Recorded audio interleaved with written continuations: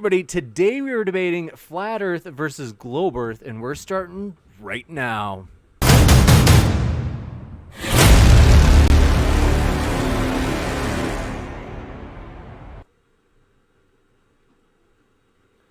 Ladies and gentlemen, we are thrilled to have you here for this epic debate, as this is going to be very fun, folks. This is one that will go down in the record books. It's going to be a memorable debate, and want to let you know, though, if it's your first time here, consider hitting that subscribe button, as we have many more debates coming up in the future. For example, you'll see at the bottom right of your screen, Fight the Flat Earth and Team Skeptic will be taking on Standing for Truth and John Maddox on the topic of evolution. So that should be a lot of fun. That's coming up this month.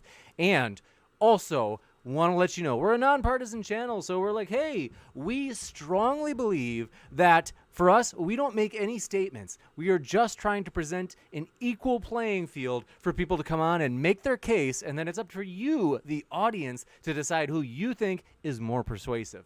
So with that, want to let you know as well, I've put all of the speakers' links down in the description. So that way, if you're listening and you're like, I like that, there is plenty more to hear where that came from if you click on those links that I put down there for you folks.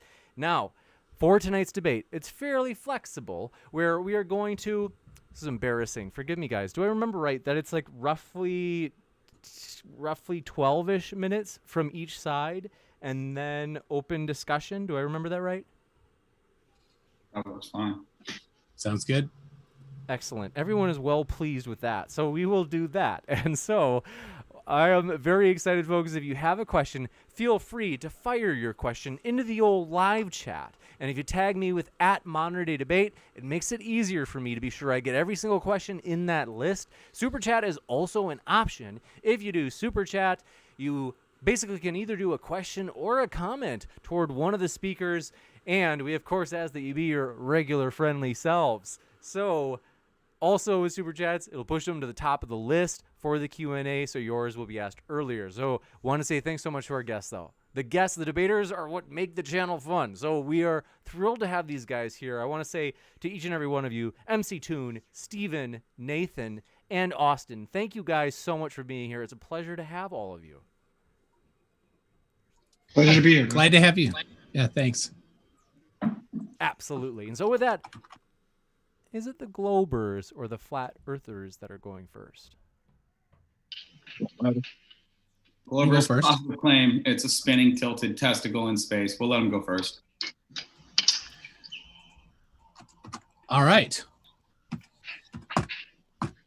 Well, I will start, and then Stephen has something. So I have for today a special page on my website, mctoon.net/MDD for modern day debates. So all the evidence I post, I'll put on there, and all the claims I make, I'll put on there. It's already got a couple things. I'll start with a quote from Austin. You said, when you make a positive claim, you have the burden of proof. Completely agree. So I know you agree, Austin. Stephen does, and Nathan is. I assume you take that stance as well. I'm not paying attention to what you're saying, McToon. Go ahead. Oh, super. Okay. Well, then that'll make it harder for you, but fine. So representing evidence. That's what I'm going to pay attention to. I don't want you to assume what I believe or what my stance is. Well, that's why to make an argument for your tilted ball. So can I ask you then? That's what the back and forth with Austin. We're going to go back. Agree with Austin. It is his this opening. Is the part where you Nathan, open and present evidence for your opening. testicle. Nathan, you have to let him speak for his opening now. Asking us questions, okay? And so I'm responding. He's going back into his opening statement. Great. So I will ask you again. Do you agree with Austin, who said, when you make a positive claim, you have the burden of proof? Yes. Okay, thank you. So just as some foundational things I have on my website there, this isn't the evidence. I'll get into that in a second. I just four things. Earth's rotation has been measured. Sorry, the radius of the Earth has been measured. The law of gravitational attraction has been measured. The rotation of the Earth has been measured, and the effects of atmospheric refraction have been measured. So speaking of the rotation of the Earth, I don't know, is Bob in there? But, James, maybe Bob would be interested in a debate on your channel with me, maybe mid-July. What do you say, Bob? Anyway, so I got those. Those are the four just kind of foundational things. So when I talk about those things, I've already presented the evidence supporting them. So if you don't agree with them, then the evidence has been there, and you'll need to refute that before you can just say it doesn't exist, because I've provided the evidence. So Nathan, you probably know this. I will do what we talked about with Russian vids, that the sun, could it ever set if the Earth is flat? So everything I'm about to do is assuming flat Earth. So on the December solstice, I measured the angle to the sun at local solar noon. I found it to be 23.54 degrees. I could show you the measurements of that, but doesn't matter a whole lot.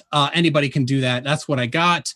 And the cool thing then is we know the distance from 45 degrees north, where I did it, down to the Tropic of Capricorn, where Nathan and Austin, you've both have said the sun does circles. It goes over the Tropic of Cancer, goes over the Tropic of Capricorn, it goes back and forth, right? So we know how far that is, because 1 degree of latitude is 60 nautical miles. That's actually the definition of 60 nautical miles.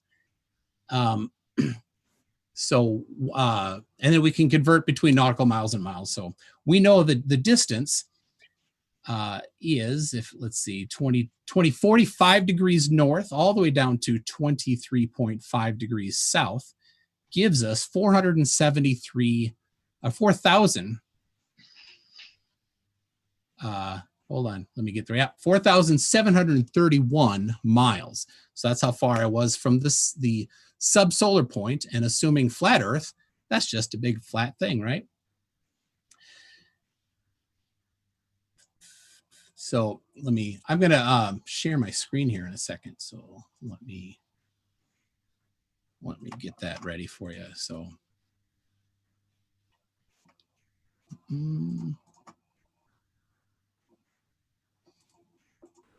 oh, that didn't work. Also want to let you know, folks, we are excited. So, I won't share it right now. I'll stick with that and not complicate it. So, we know that distance, we know the angle, and we can calculate perspective then to find out the elevation of the sun based on the angle and the distance that we know. Things that are well known. So let me get that back up. Oh my goodness, I lost it. So the elevation of the sun using, it's just 7th grade math, 1,972 miles. I measured that myself, assuming flat Earth, right? Now, later in the day, at local solar nadir, right? That'd be the middle of the night when the sun is on the farthest point away from me on flat Earth, on the other side of the North Pole, over the Tropic of Capricorn. We can do the same math, calculating the number of degrees latitude you have to go over, multiplying by 60 nautical miles, converting to miles, and we get 10,942 miles. So we can use that distance and the elevation of the sun I already measured to get, due to perspective, the elevation of the sun over flat Earth in the middle of the night. That gives us 10.3041 degrees above true level due to perspective. That's the lowest that the sun could ever appear on flat Earth due to perspective. Now, I did take into account refraction, and I'll put the details on my website here. As soon as I'm done, I'll paste that in. So refraction raises the view of the sun by a small amount. So I put both of those in, and that will be included in my numbers, where I came out with 10.3041 degrees above true level, which would be sometimes called eye level. In the middle of the night, on that day, the sun was not 10 degrees above the horizon, above true level. Therefore, the Earth is not flat. Stephen? Yeah. Here we go with the cartooning, clowning stuff from Nathan. I love it. cracks me up. Yeah. Oh, if I can add just one thing, if you disagree with my math, don't just say it's wrong. I expect to show that you'll show me what's wrong. You'll give me the correct math that predicts where the sun will be and where it sets and all that stuff. So, all right, go ahead, Stephen. Okay, 3 main points.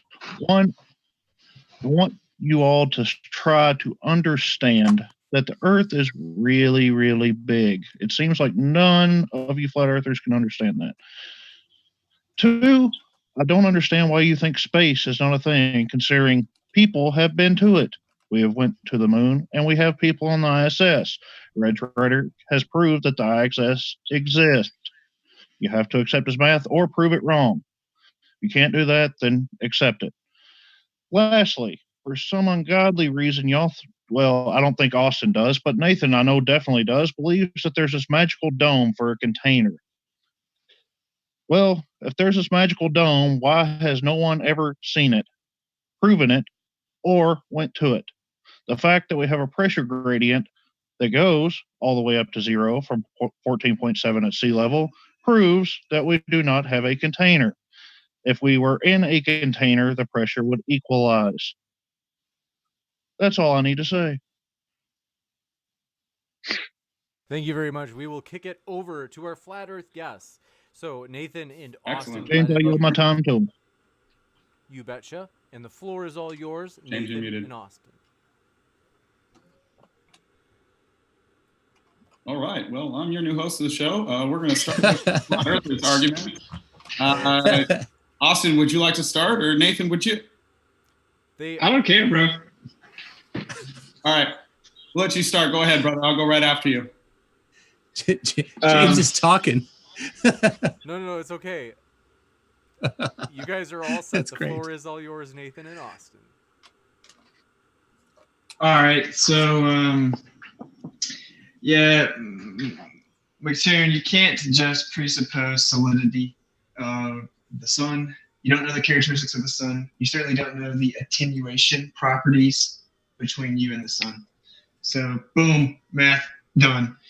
Presuppositions. And then to the other guy's point, we've been to the moon. That's crazy. I don't know how you know that. We take an empirical approach, meaning verifiable, as an independently verifiable. We don't make a habit of trusting provably fraudulent sources like the government, who openly and admittedly consistently lies. So for anything to do with you presupposing space, which defies the second law of thermodynamics, you should try to, propose something that is independently verifiable, as opposed to expecting us to just accept or appeal to authority. And then again, you brought up the container. Well, the necessary antecedent to gas pressure is containment. And we never been able to get past 70 miles. If you look at the military documents, they all stop right around that height. So we're not legally allowed to try to go there. I'm not sure if you're aware of that. And 70 miles is past what they say is the brink of space at the Kármán line.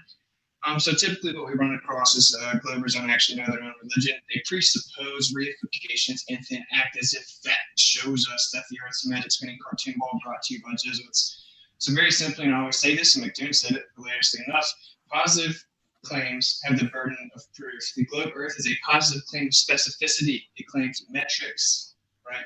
Very specific metrics: circumference, or radius, axial rotation, 15 degrees, right? Like speed of rotation at the equator. This is a very specific. I did cite all those. So you go.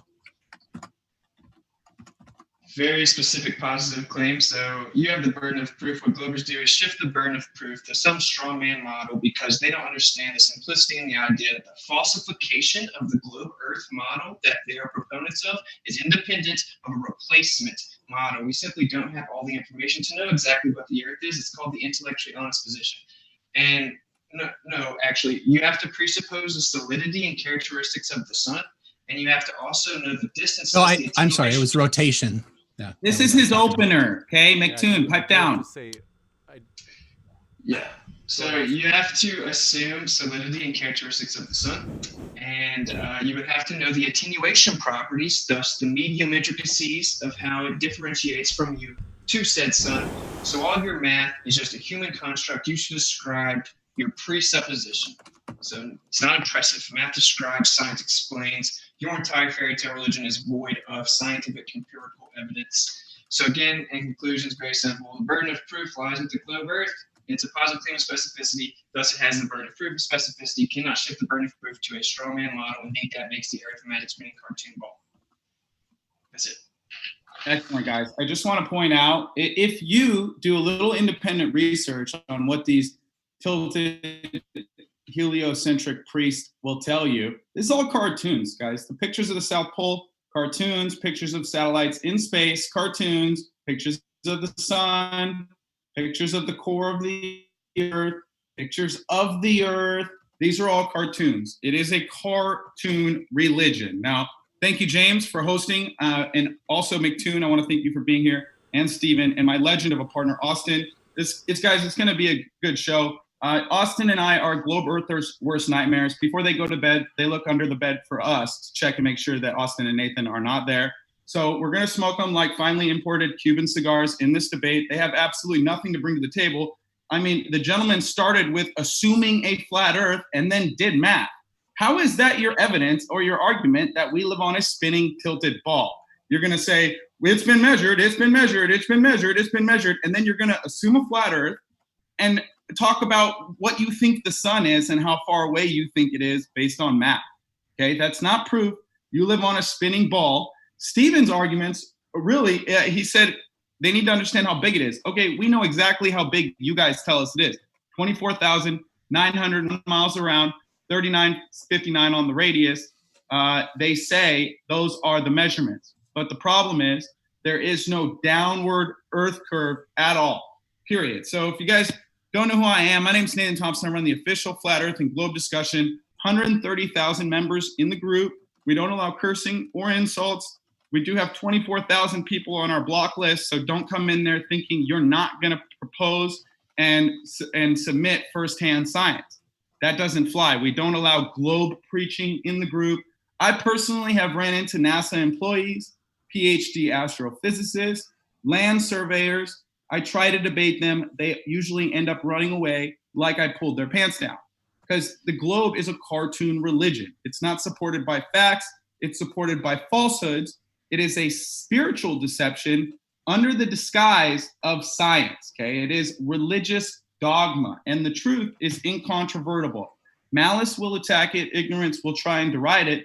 But in the end, there it is. And an honest man, not like my opponents, but an honest man, when proven to be wrong, must either admit he is wrong or he no longer remains to be an honest man.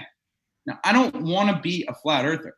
I don't know anyone that actually is like gung-ho about being a flat earther. It comes with a lot of ostracism and ridicule. And quite frankly, I don't care what the shape of the earth is.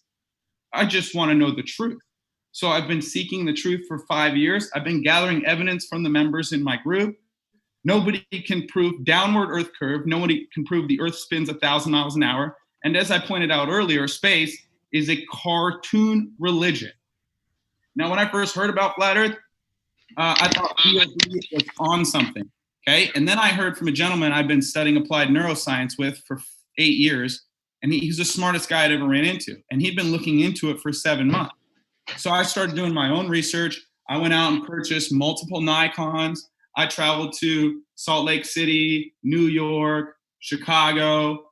I've been to the Lake Pontchartrain in Louisiana. I've done all my own tests. Now, as you can see clearly, my opponents have done pretty much nothing. And that was evident in their opening. But a lot of people are going to ask why this matters and why this is important. And guys, I had to decide what kind of fool I was going to be. We're all put into this globe matrix, and a matrix is a mold. We're all poured into this mold as kids and taught that we live on a spinning, tilted testicle in space that exploded from nothing. And then the pond scum evolved into monkeys, and then the monkeys eventually became men. That's the story. That's what they teach in mainstream science. So it's not your fault you believe the Earth's a globe unless you deny the truth once it's presented to you. I mean, and I didn't want to do that. I didn't want to be that kind of fool that gets presented the truth and then just denies it and says, no, I'm going to believe the lies. And then I have to support this satanic math and cartoon cosmology like my opponents here. So heliocentrism is nothing more than religious dogma masquerading as science. And Mick Cartoon and Stephen are just parrots of that religious dogma. And speaking against that lie that has become an orthodox belief brings with it a responsive attack from the high priest and the followers of that cult religion who spring into action to protect the errors in their science. So hence why Mick Cartoon and his partner are here. So-called scientists like Mick Cartoon and his partner here are more akin to witch doctors who mesmerize the tribe with their superstitious belief in booga booga nonsense. That's what it is, straight up. We can get into the science. I know I spent a lot of time talking about my background.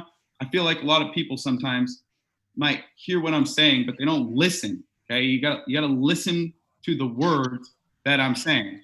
And so I specialize in the science, and the Bible clearly depicts a flat stationary earth. And if that's wrong, guys, that undermines a lot of the credibility and all the other provisions in the gospel. And so this is one of the reasons I think it's so important. The heliocentric fable of a spinning tilted testicle orbiting a giant fireball creates a misunderstanding of God's creation. To misunderstand God's creation creates a naturally associated misunderstanding of the God and who he is.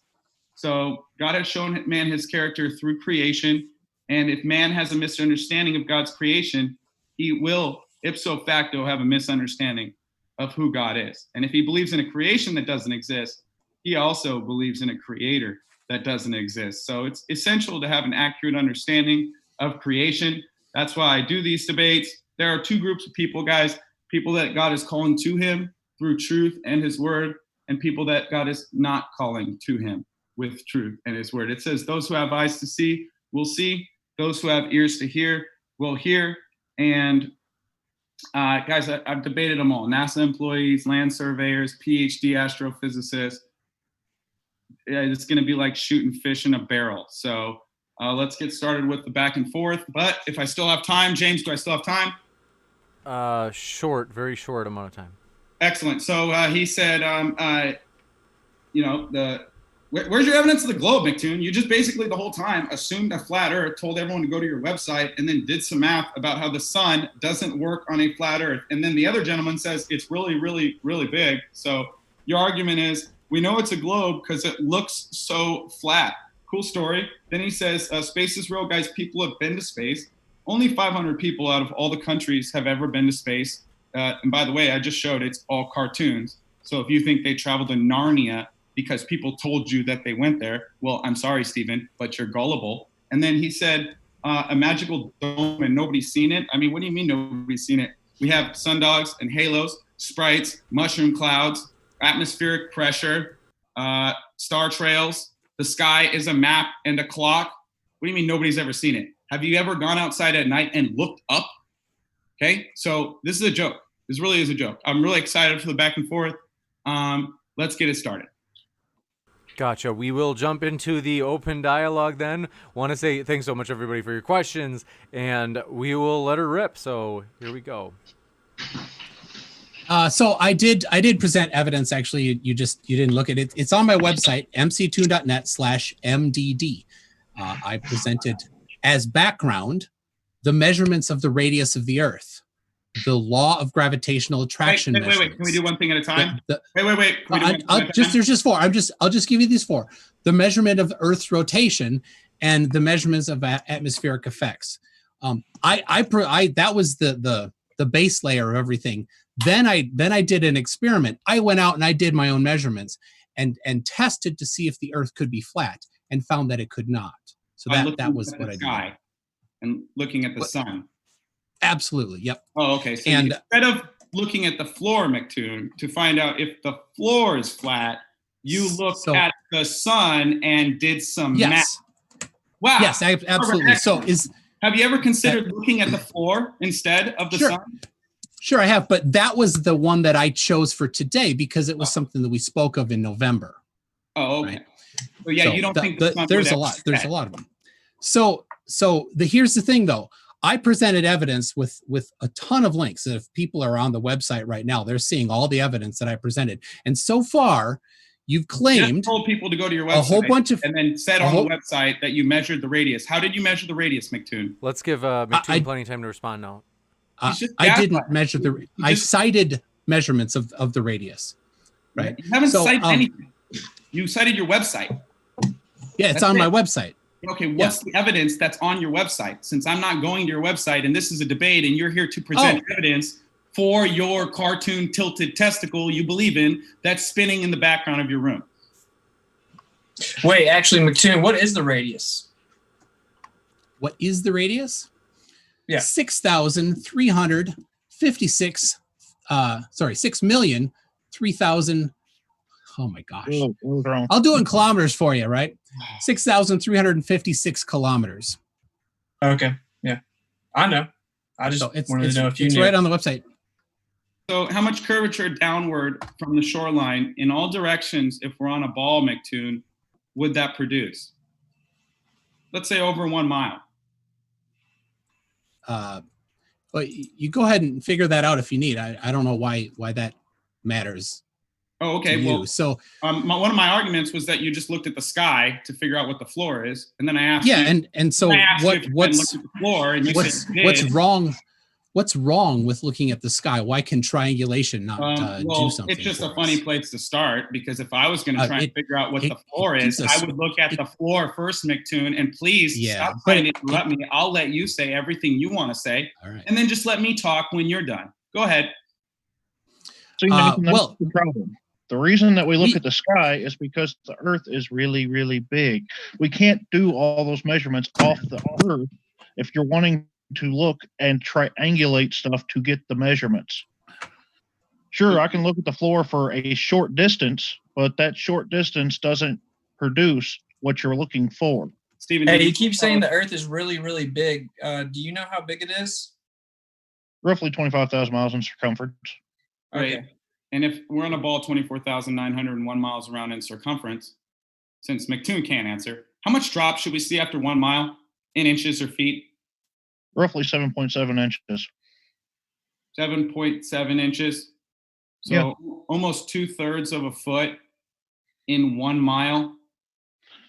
Well, see, that's your problem. You're still looking in inches and miles and stuff like that. What you need to do is look in degrees. You just told me inches. You said it was 7.7 inches. Great. Does that get? And then he wants to go into degrees. Let's let him finish, Nathan. A drop that can be measured in inches or feet, tangent to your feet. Let's give him plenty of time to respond now. You're still going with the 8 inches per mile squared, right? That's your curvature math. Unfortunately, that still does not map out a globe. And you still haven't got that through your head. I've seen you in many debates, and people have told you that that is not right. Why do you keep going back to it? Stephen, you just told me that the drop after 1 mile would be 7.7 inches, and then tried to tell me that only works for a short distance, Nathan. And you still don't get that. You can interrupt me too. You don't like hearing when I speak the truth, Yes, Stephen? I will interrupt you. I don't Dude, you're interrupting. Nathan, you did ask him a question, to be fair. This whole intro, so. Okay, so I'm wrong about 8 inches, but you're right about 7.7 inches. You're still looking at a short scale. You just gave Hey, man, if the Earth is a ball, okay, it has to have a curve, bro, okay? It's the necessitation of the geometry of a spherical Earth. This isn't debatable. You can't just say, it's big, and handwave dismiss it. There's a necessitation of a physical obstruction known as a geometric horizon. We know the rate. It causes obstruction. So it being big is irrelevant to that problem that you have. Yeah, it could be really big and flat, or really big and a globe. But you haven't presented any evidence for either. So but we have. McToon has assumed a flat Earth and then talked about the sun. Okay, so no, you haven't measured Earth's radius. Earth center is allegedly 9,000 degrees hotter than the surface of the sun. How did you get down there to measure it, McToon? Are you not aware of other ways of measuring things? This isn't elementary school, Nathan. People can measure things in other ways than just bringing a tape measure to it. That's how adults function, man. Really? So What'd you do? Quiet. I'm talking. I'm talking. Okay. Nathan was So- gonna respond. So to measure the radius of the Earth, there's a lot of ways that people have done it. So I can bring up the actual document that I really like. It's the principal arcs of the meridian, the parallel and the oblique arcs. It's called the transcontinental triangulation and the American arc of the parallel. Right. So this is a measurement of the radius of the Earth. Okay. Are you going to go into detail on that, or just read us? Sure. They well, it's a detailed 1,000-page document that they did. Summarize it for us, Mick Cartoon. Yeah. I'm sorry. Could you ad hom me a little more there, buddy? So they measured the arc across the United States on the 39th latitude, and they used a meridian from Canada all the way down to Mexico, a line of longitude all the way down to Mexico.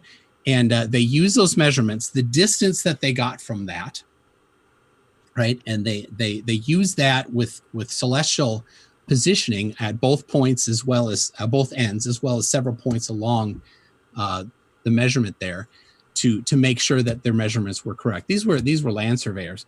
So they did that. It's complicated, and they came out with the radius. Now, here's the cool thing. People did it in India. People did it in the UK. People have done it in South America, and they get the same numbers. Hey, McToon, you said they measured the arc across the United States. How are people in India and people in the UK measuring the arc across the United States? And also, how did they do that? They measured it across their country, of course, not across the United States. Oh, okay. And so how did they measure the arc across the 3,000 mile across the United States, buddy?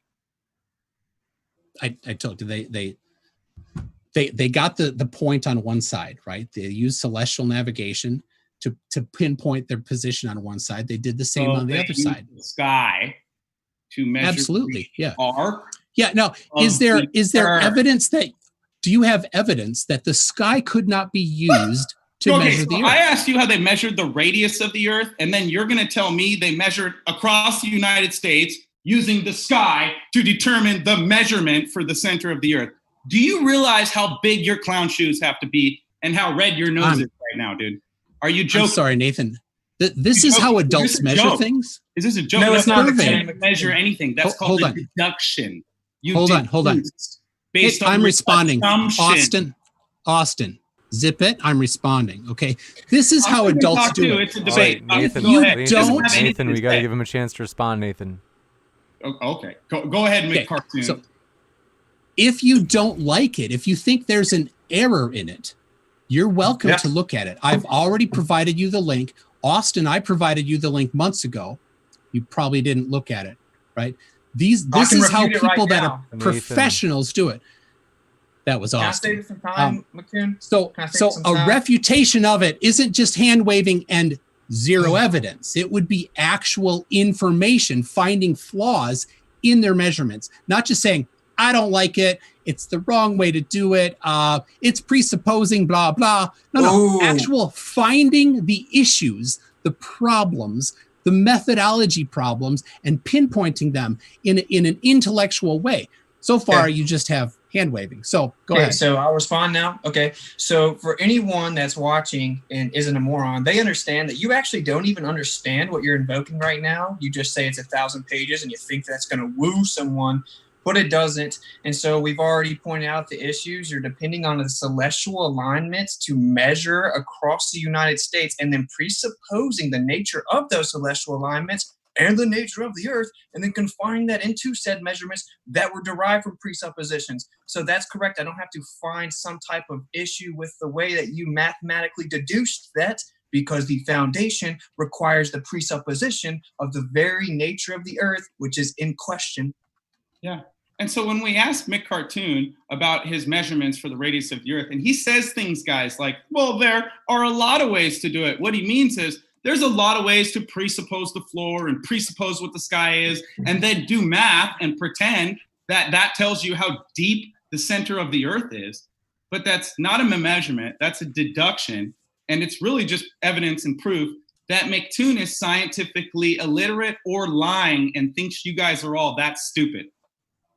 Okay, straight up. All right, so I'll just put you down for no evidence presented on your record. Oh, this is your positive claim of evidence, okay? And I'm saying if it requires a presupposition of the very burden of proof to prove, then it is invalid. You're trying to reverse the burden of proof in the cartoon, and that's not going to work because it's your claim. You didn't even look at the evidence presented. So thank you very much. It's a 1,000-page document that you stumbled to summarize, and when you summarized it, you said they looked at the sky, decided what the floor is, and then did math to the center of the earth. Bro, so do you have evidence together knows that's a joke. We are going to Nathan. Let's give him some time now to respond. So do you have evidence that would not work, Nathan? You just mock using that method, but you didn't present evidence. You claimed that it won't work. That's your positive claim, but then you didn't present evidence that it would not work. You just How do you know the distances of the lights in the sky, the celestial alignment, McToon? You don't need to know the distances. How do you know the nature of what's in the sky? How do you know its relative juxtaposition? Let's give him a chance to answer each question. So celestial navigation works. So if you don't think that celestial navigation works, there's no discussion with you because it works. I'm not going to bother presenting that. That's pretty silly. That wasn't my question.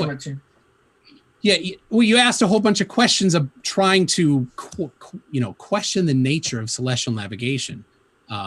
Sorry, I'm not going to go down that silly place because people have been using it, as Nathan has said, for centuries to navigate, to find their position on the globe. Let me clarify this maybe a little simpler then, okay?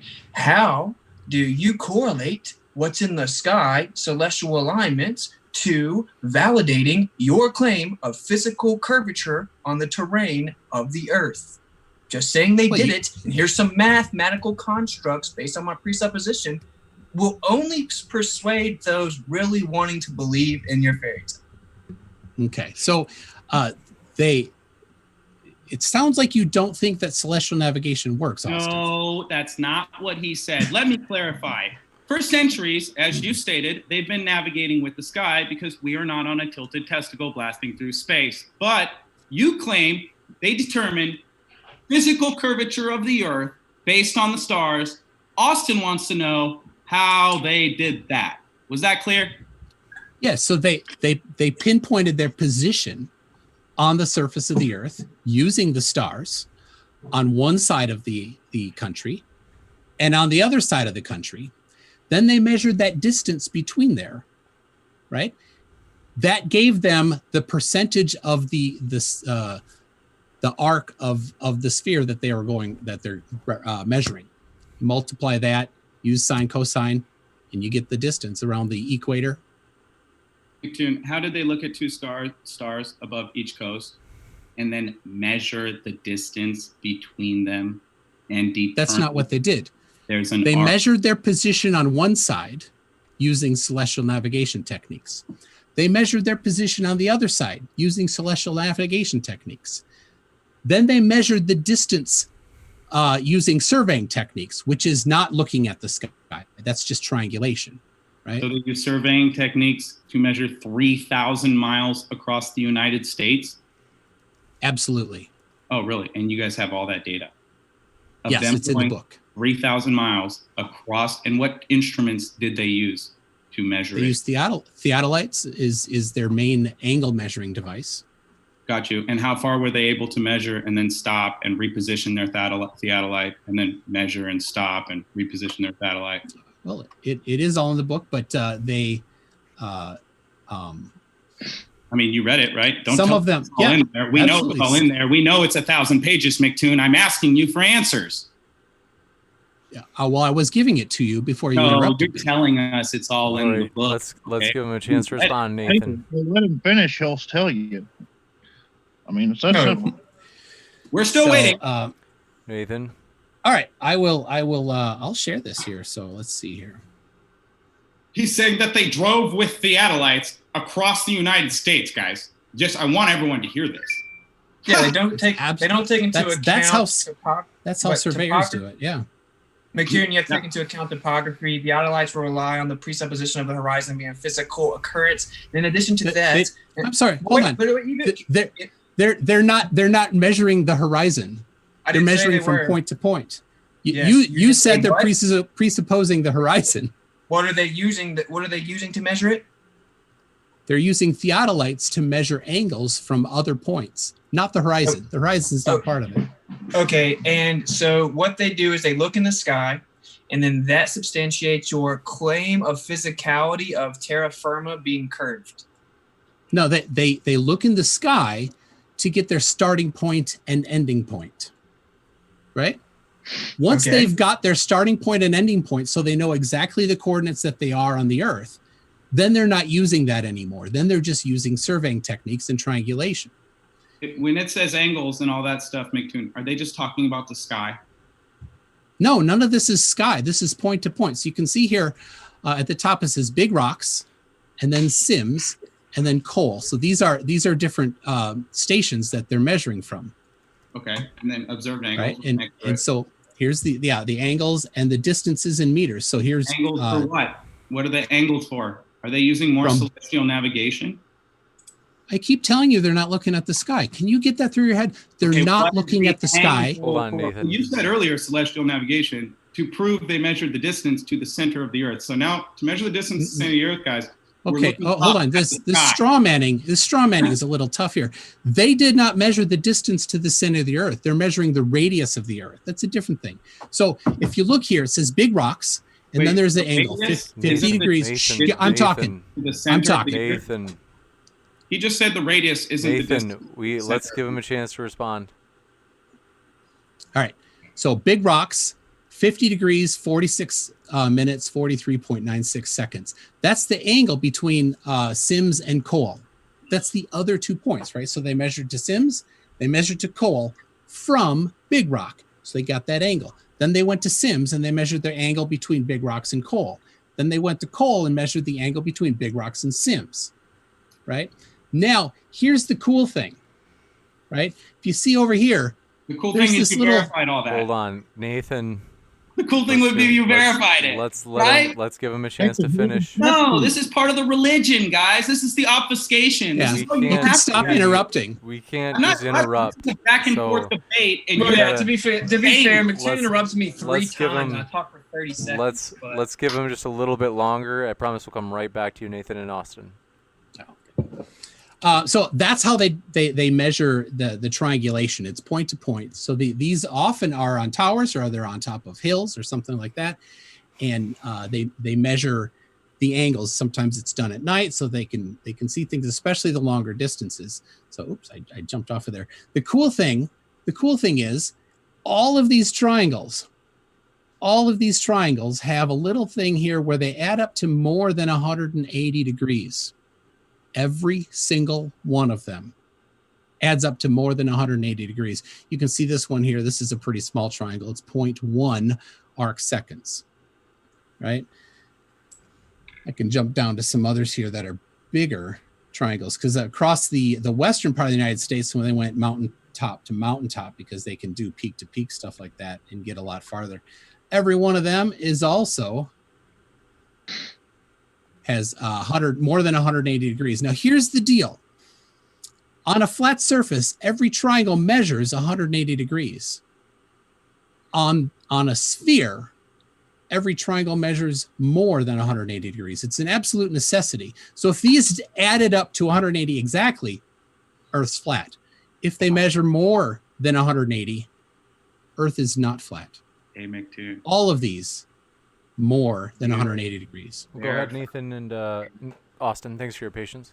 Yeah, have you verified any of this religious scripture you're presenting today, McToon? Or is this all secondhand evidence that they did? Because you keep saying they, and I don't know who they are. I don't trust them. Is this the genetic fallacy you're going with? No, I'm going with the, have you verified anything you're saying to the audience, McToon? I'll go with genetic fallacy there. Yeah, You're just denying evidence. No, just ignore the question. Ignore the question. It's just numbers on a chalkboard, bro. You think we're stupid? You think we're that gullible? I've been across the U.S. I've been to Salt Lake City. I have opinions. I've been to the Salton Sea. I've been to Lake Pontchartrain. I've been to Lake Michigan. They're all flat, measurably flat. You can see Chicago from the other side of Lake Michigan with your eyeballs. I don't need a bunch of guys, they, to tell me where I live. I'm not a globehead. I'm not McToon. I don't point people to my website. I've been doing the research and my own observations for 5 years. Okay? So you have measurements of flatness. You're the one who says it's so big it looks flat, bro. You're out of the debate. You don't even have anything to say. Okay. No, I want to know what your measurements of flatness are. You said you've measured it, so where's your measurements? You don't measure flatness. You look for curve and realize it's flat. Okay. If the Earth was curving downward, you said out of your globehead mouth, it would be 7.7 inches of drop over 1 mile. Now, does that get exponentially bigger, or is that logarithmic, globehead? All right. So, do you have actual measurements? I'm Because so sorry, far, I was talking to Steven, your partner. No. I thought you wanted to say something now.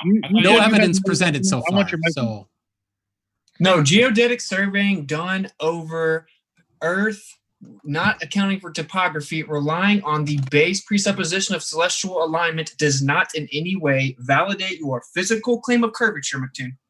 Mathematical constructs are just that, mathematical constructs. I've seen an equation explaining how Superman can fly. That's such a cool story. We're looking for empirical, verifiable evidence of your claim of physicality of the Earth curving.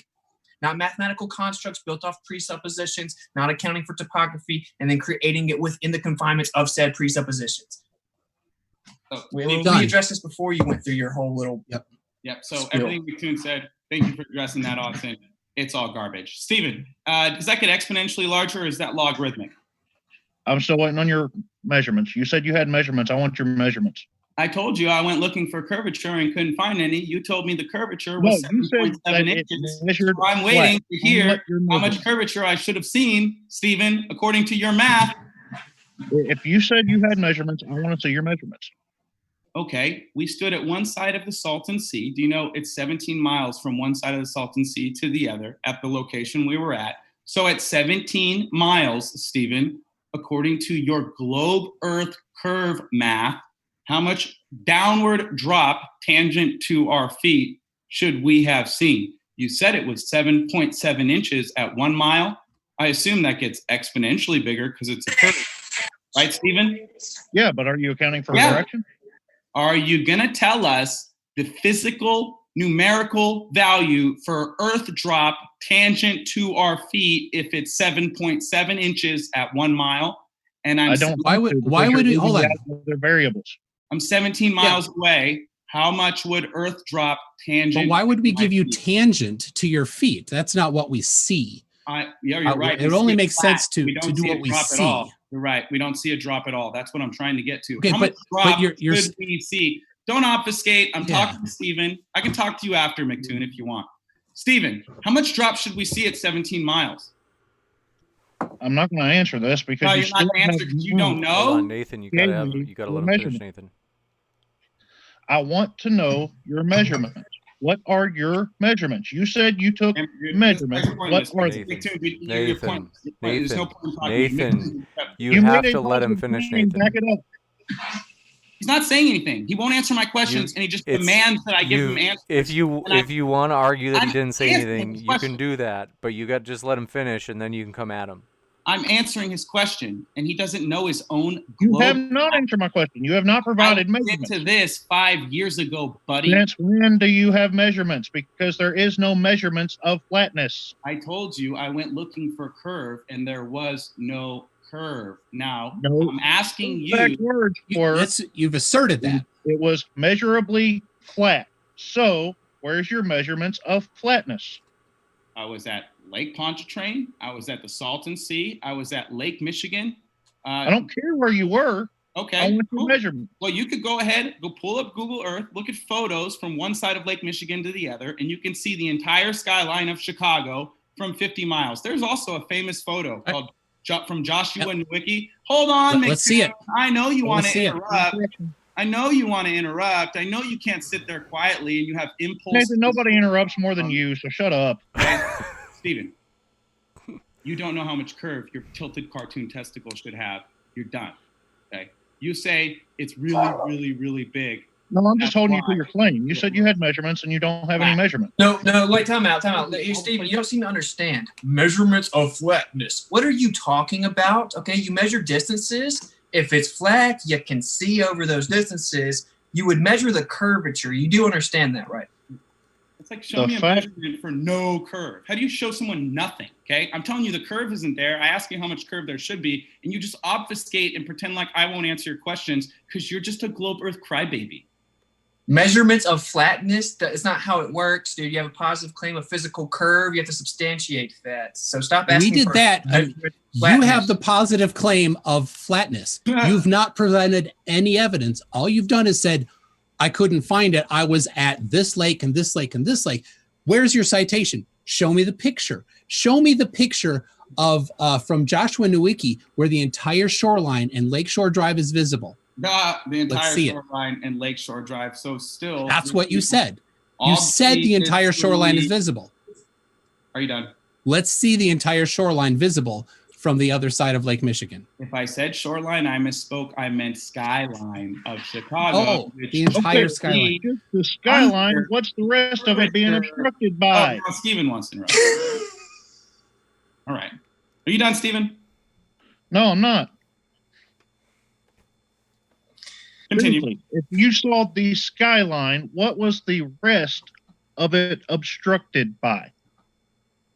Maybe you're not paying attention, but let me break it down for you, okay? At 50 miles, according to your cartoon globe math, the entire skyline should have been hidden by Earth curve. Physical I disagree.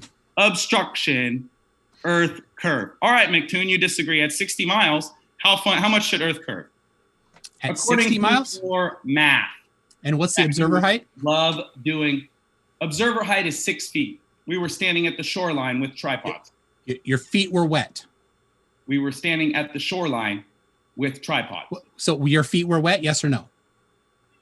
Do your feet have to be wet to stand at the shoreline, or could they be? Yeah, because the waves would be lapping up there. Oh, right? really? Okay, but lakes don't always have waves, just like they don't have tides, McToon. Sometimes it's a still pond, and then you see what's called a specular reflection, which is a perfect mirror image of what's in the background because the surface is not convex. Sure. Okay. So let's see this picture. Let's see the picture. You haven't seen Joshua Nowicki's famous photo? You said you did Bring it up. You did it. I did it too. That's all on my YouTube. I mean, you guys can go look it up. You don't believe me? You think I'm lying? I provided links. You think You I'm provided lying? claims. You It was provided on the links news. to giant PDF documents that you don't even fully understand, and you're banking on the consensus being accurate. Thus, there's where your arrogance derives. McToon, But you you've sure do complain provided about. You do nothing. complain about. Yeah, you. Nothing. We have no positive Nothing. claims. That's clown. what You're you the one with claimed all the it's positive flat. claims. We You got will- You're the one nothing, making all the suckers. So positive let's go. claims. Okay, hold on a You have a second. All right, cartoon hold on a background. You second. have made I positive appreciate claims. it, but just give me one 50 years sec. old arguing with flat earthers We are on the going internet. to Oh, reset. It's Let's awesome. just reset the conversation You have a to where freaking this might be an Nintendo opportunity t-shirt to on. explore a different He has a topic. He has a So Nintendo t-shirt on. we might be able to reset this chaos with a new topic. Yeah. Sure, but I do just gotta say, man, like McToon, bro, you can't cry about people interrupting you. And every time I speak, I get maybe one sentence in and you implode. Okay? So maybe you should let me talk if you want people not to interrupt you. It's ridiculous. It's like the 4th time. Every time I've spoken, you just spiral. Okay. Y'all say that the Earth doesn't move at all, right? There's no You rotation, no guys tilt, say no anything. the Earth rotates 1,000 Hold miles on. The an hour. interruption there. Nathan, The interruption. all right. He asked us a Nathan. question. In miles per hour. That's the question, Mick Cartoon. Okay. He said, you guys say the Earth doesn't rotate. Did you not hear that? Are you not paying attention? You Okay. sipping And- too much soda over there? Nathan, listen. Okay, let's Listen. keep going. You say the Earth doesn't tilt and doesn't rotate. Do you know what the solstices are? Even do you know? You tell us. The solstices are when the sun is at the northern and southernmost point, usually in June and December. Can't tell you exact days. I think it's 21st and December. I don't remember the December one. However, when the Earth is rotating, because that's what it does, when it's at the summer solstice, June 21st, the northernmost point, the center of the sun goes over the Tropic of Cancer, correct? Yeah, man. Do you want me to answer this? Because I can just answer it in 10 seconds. It's called northern and southern declination. The path of the sun expands and contracts around polar center. That's why we have seasons and solstices and equinoxes. And people believe we have alternating seasons in the north and south. But we don't. Fauna and flora is much different, drastic temperature variations. That's how it all works on a flat Earth. I know you haven't done any research, but what are you getting at? Is this some kind of proof that you're spinning 1,000 miles an hour? Is asking us about solstices. Do you think this is proof? On the summer solstice, Nathan, do you agree that the sun, its path travels around the Tropic of Cancer? Are you going to get to the point, bro? Seriously? I want your answer first. Okay. Yes. In one of the equinoxes, Okay. the sun travels around the Tropic of Capricorn. On the other equinox, travels around the Tropic of Cancer. Okay, I just said that. If the Earth does not tilt, tell me why in 1917 the Tropic of Capricorn was right at, let me get the exact measurements here for you because I have them saved. Are you going to say 66.6 degrees north and 66.6 degrees south of southern latitude? Because that's what the Tropic of Cancer and Tropic of Capricorn are, just so you know, buddy. No, it's not. The Tropic of Cancer was right at 23 degrees and 27 minutes north in the year 1917. However, because of the tilt of the Earth, the fact that it wobbles on its axis, it actually drops 0.47 arc seconds per year. Did you know that? Yeah, have you verified any of this?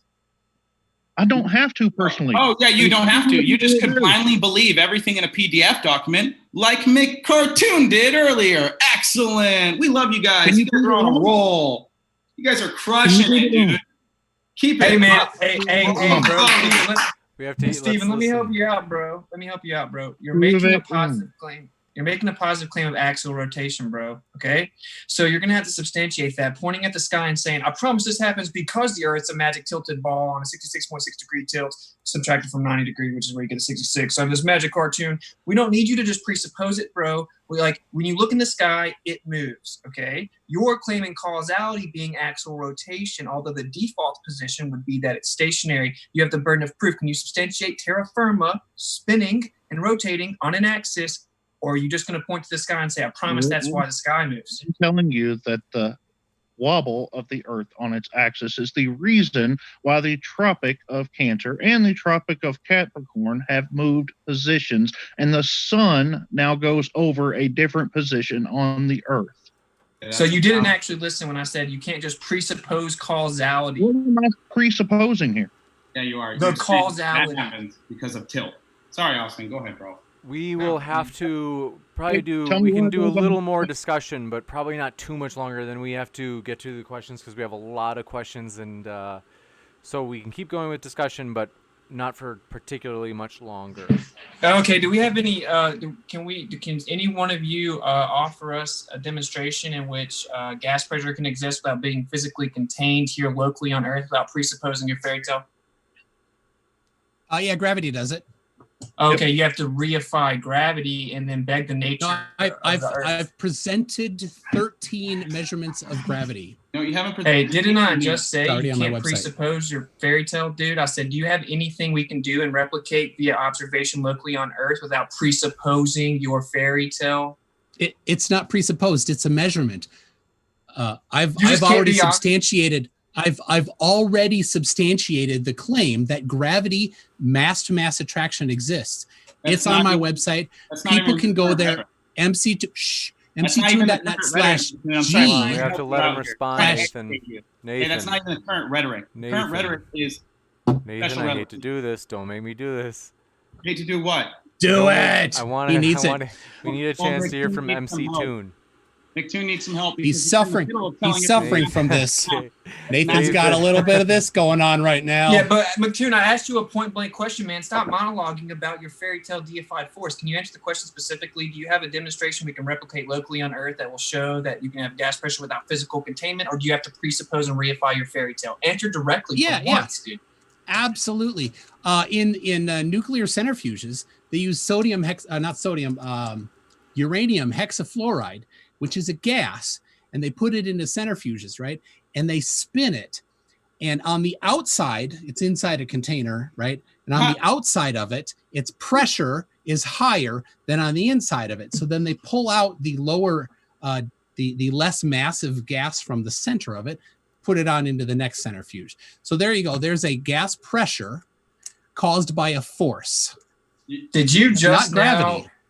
Did you just now invoke a demonstration with a container to express to me that you can have gas pressure without a container?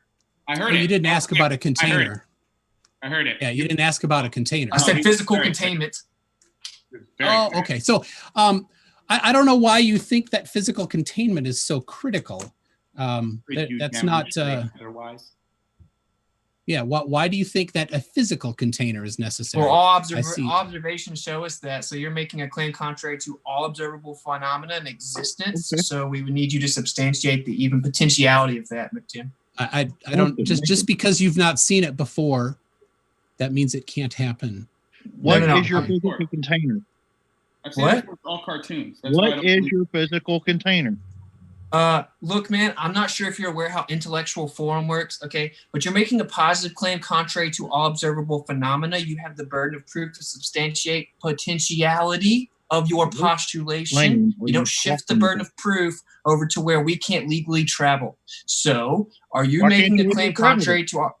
You're making a claim contrary to all observable phenomena, the necessary antecedent to gas pressure being physical containment, without you reifying your belief system. Oh. Can you give us something we can That it replicate locally? requires a physical container. Shut What up, is dude. your physical container? Is that I'm your asking magical bean? you to prove your positive Hold claim, on. and you're shifting the burden of proof over to something that is literally not possible for me to know the answer to.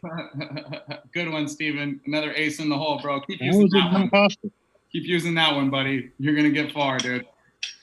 Okay, I'll answer for Oh, you guys. The answer is no, you can't. There isn't an observation that can be replicated locally on Earth in which you can have gas pressure without the necessary antecedent of physical containment. That is the answer. You invoked gravity, and then you used the outdated rhetoric. The current scientific rhetoric is that gravity is the effect of warped space-time. The theory of relativity, right, makes three claims. It attributes a positive speed of light, right, a constant speed to light. It says energy and mass are interchangeable, and that gravity is the effect of warped space-time. That's the current scientific rhetoric. So you're saying that that is causing the replacement for physical containment, and you're conceding that you can't replicate it without reifying your belief. Is that correct? So well, here's the thing. You've made a positive claim that the necessary antecedent for gas pressure is physical containment. Please present your evidence for that. All gas pressure that's ever existed has physical containment. Sorry, no, present your evidence that that's the only way, right? Go ahead. Well, you would have to present evidence contrary to all observable phenomena. No, sorry. That's how it Present your works. evidence that this new law of physics that nobody's heard of before. No, Apparently, it's you called the guys. second law of thermodynamics, McToon. Yeah. Oh, cool. Real Where in the second law of thermodynamics does it say that? Please cite your High-pressure source. systems move towards low-pressure systems. It's called Oh, entropy. that's so true. asking us- Yes. Show us when this doesn't happen is what we're telling you, McToon. Oh, We're okay. saying I got that. never happens. And then you said, So- no, it does happen. Look, if you put this stuff in a container, and then Austin and I just about fell out of our chair laughing. That's what Yeah. happened. So, all right. So I got that. So you said high pressure moves to low pressure, right? So Yeah. at the surface of the Earth, 14.7 psi, up at the top of Mount Everest, 1/10 of that. Why did the pressure not move to that lower pressure system? What happened? Why is there pressure in the first place? Is the question. I'm sorry. Buck Looney Your Tunes. your deflection there. I'm wondering. No, No. you're deflecting. How is it? You're deflecting. How No, is you it don't that there's this deflect. pressure differential? There's pressure. Yeah. And the necessary antecedent to pressure is a container. Yeah, you said that, but you haven't supported that claim. That's your positive assertion that you've not supported. On Earth. Yeah, so I'm still waiting for your evidence of that somehow it's in the second law of thermodynamics that you're not able to cite. All right, quit with the wizardry, dude. So that's back to that's back to no evidence. No evidence provided. The second law of thermodynamics is a law, but you've not substantiated your claim that the second law of thermodynamics laws. Are you scientifically illiterate? Hold on, we do have to let him answer now. You need to substantiate your positive claim that the necessary antecedent for gas pressure is physical containment. That's your positive claim that you are absolutely refusing to substantiate. I love it. And right on my website, I wrote, no evidence provided. Again, you guys are 0 for 10 here so far. We get it, dude. Your religion's being dismantled live time and you're spiraling. But here's the deal. Our proof is, listen carefully. All observable phenomena, Looney Tunes. I don't know where the disconnect is here. All means except I cited one. Of observable phenomena shows us the necessary antecedent to gas pressure is physical containment. It's in the word pressure, bro. Presses on the walls of a container. Any definition for gas pressure is in there. Walls of a container. Excellent. You're making a claim. I'm almost done. You're making a claim contrary to all observable phenomena. So you need to prove that it's even possible for that to happen, McToon. Okay.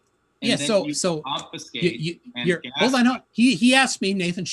So he said, you guys have both said the necessary antecedent is a physical containment. So here's the deal. I have no problem with containment, and there's multiple ways to contain. For example, with a force other than a physical container. So can you substantiate that a force cannot contain? You don't have to prove negatives. This is your positive claim. You're claiming something. Wait, let me just break this down for the viewer because I don't think Looney Tune even knows his claim really. But so gravity relative to the Earth has a singular vector. You should probably pay attention. So it has a singular vector, yet you're claiming that it stops the dispersal of gas in all directions. In addition, when you let gas out the surface level, it goes in all directions, where according to your little religion would be the strongest force of gravity. Yet when it gets way further away from the surface level, all of a sudden, it flips the switch on and gravity works. So even if we give you the presupposition of your deified little force, which is now in effect not even a force, known as gravity, it doesn't answer the question of the singular vector in which is imposed relative to the Earth and why it doesn't work on the surface level but turns on much further. In addition, you can't even substantiate gravity. So can you address any of that?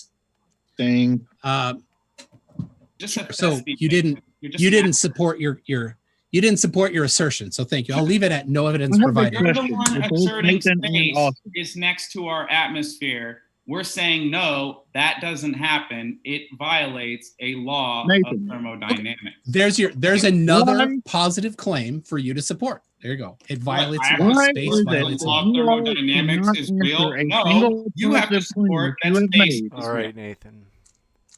You all cannot substantiate a single positive claim that you all have made, but we have to try again. Dude, no, we have. Hey, listen, Stephen, you're not listening. You haven't. Where's your container? Stephen, you're making a positive claim of specificity, okay? Circumference, radius, axial rotation, a pressurized system adjacent to a near perfect vacuum, sphericity, sphericity of the moon, sphericity of celestial bodies, orbital trajectory. You're making a very positive claim of specificity, okay? We are saying that based on all observable phenomena, the necessary antecedents to gas pressure is physical containment based on the natural law of second law of thermodynamics. You're making a claim contrary to that. You have to substantiate the potentiality of your postulation, bro. And you have to substantiate that there is a physical container. The gas we have an explanation, pressure. not our fault that you don't accept the way that physics works. That's ironic because you're literally making a claim contrary to a natural law of physics. Oh, there's your positive claim that you cannot support. You keep making these claims. You keep making these claims, but you refuse to support them. Thank you very much. Let's solve it now. Let's go to Antarctica and find your dome. These guys. Yeah, I support the claim with all observable phenomena for the 5th time. Yeah.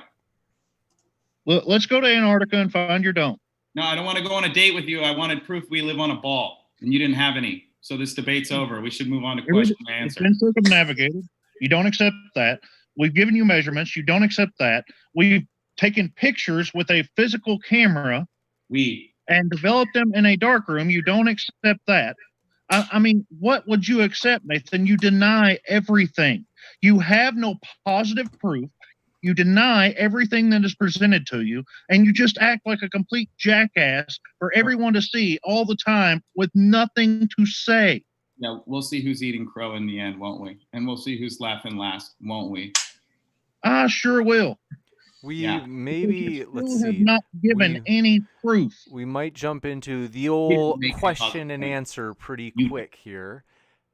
Sounds like everybody's ready. Is that fair to say? Can I? MC2, Yeah. Can I? Can I put one challenge in for the Q&A for you? All right. Different, questions will be addressed to different ones of us. Could I challenge all four of us, if a question is directed to us, that we make sure that we directly answer the question, and not deflect to the other model, right? So does this work on you? How does this work for you? It doesn't work. Nathan. And rather than the answer being, well, it doesn't work on the other one, it be, here's how it works on my model, right? And if everybody doesn't, how about whatever that super chat is, we double that super chat, give it to your favorite charity, James. No, I don't live based on the confinements of your little rules, dude. I don't know what you think this is, but McToon, do you agree that the falsification of your model is independent of replacement? No, but you've not falsified anything because you've not provided any evidence. You don't agree that the falsification of your model is independent of replacement? You would have to falsify something first. Yeah, we falsified your radius. These guys are actors, bro. You can't even answer a question. If we falsify your model, we don't have You to. haven't presented any evidence. You can't falsify evidence. Wait, with time out. nothing. For the viewer at home, I debated McToon one time. I did present evidence. It's called the Black Swan. From 1 foot observer height, you can see over 9.5 miles, where the geometric horizon should be no further than 1.2 miles, making the globe Earth have to have a radius of 250,000 miles approximately to have that observation. He Wow, says, just go into that just before the Q&A, dude. You couldn't go one debate without saying Black Swan. No, I'm saying I was making the point to the viewer. You say that you never get evidence. I gave you evidence, and in that debate, I totally ruined your evidence there, dude. In that debate, McToon showed a picture of the horizon and said, "This is the curve of Earth," and then like 10 minutes later said, and I quote, "We never see the geometric horizon."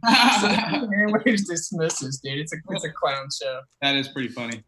Yeah. So anyway, James, people pay money for the super chats, and for somebody to go and not answer the question directly is pretty disrespectful to the person that paid that money. How about you answer the questions how you want to answer your questions, and then shut the hell up when I'm Well, talking. but Nathan, Nathan, you are sassy tonight. I think that it would be good, Nathan, like there's nothing wrong with saying you'll try your best to directly answer a question. Like, why? That's not much to ask, even if it was just a normal, like standard question that wasn't a super chat, right? Bro, I've done a dozen debates on your channel. I'll sit here for hours and hours and hours and answer every single question these globies have in detail and explain why it doesn't work on their model, because I'm that detailed and that efficient. Okay. Gotcha. Sometimes lights in the sky change colors. That's a direct quote from you. So You had no reason. I think what we could do is, I don't mind if you say cool story, bro, if they're like making fun of your appearance or something, Nathan, but the other ones it's like ideally we would love, and I for everybody, all four, we always love if a guest will try to take the question on straight on. So thanks so much for your super chat. Appreciate it. From our dearest friend, Andreas Eld. Let me know if I mispronounce. Forgive me. Said, shut up and take my money. Thanks for that support. Dwayne Burke, thanks for your super chat. Said, Nathan and Fight the Flat Earth are best friends and have sleepovers. Learn something new every day. JL Warren, thanks for your super chat. Said, looks like Natalie fell for the Alt F4 trick once again. Nathan, did you fall for that? Next. Gotcha. Dwayne Burke, thanks for your super chat. Says, Steven Steen is still my dad, even if the earth is flat. Thanks for that. Dwayne Burke, thanks for your other super chat, who said, pics of my feet for $1. First come, first served. Appreciate that. MC Toon looks excited. Next up, thanks for your super chat from Tim Pryor. Says, what's the holdup? We had all sorts of tech issues. And Nathan's fault. But thanks for your I'm kidding. I think it was like an internet connection problem. We had all sorts of stuff going on. It wasn't actually Nathan at all. Nathan showed up relatively on time. Thanks for your super chat. Tim Pryor said, let's get ready to rumble. No, just joking. Let's get ready to be entertained by Nathan's stupidity. Gotcha. Nathan, no response. You're not even giving people the satisfaction of responding. Okay. Bitwise79, thanks for your super chat, said, today we're debating cats versus dogs, and we're starting right meow. Very clever. I like that. I love cats, by the way. Kang024, thanks for your super chat, said, question for MC Toon. They say, so we don't have to hear any more rubbish spill from Nathan's mouth. Please explain to us why an equatorial mount only works on a spherical Earth. Oh, I love that one. That's complicated for a lot of people if you don't know about how they work.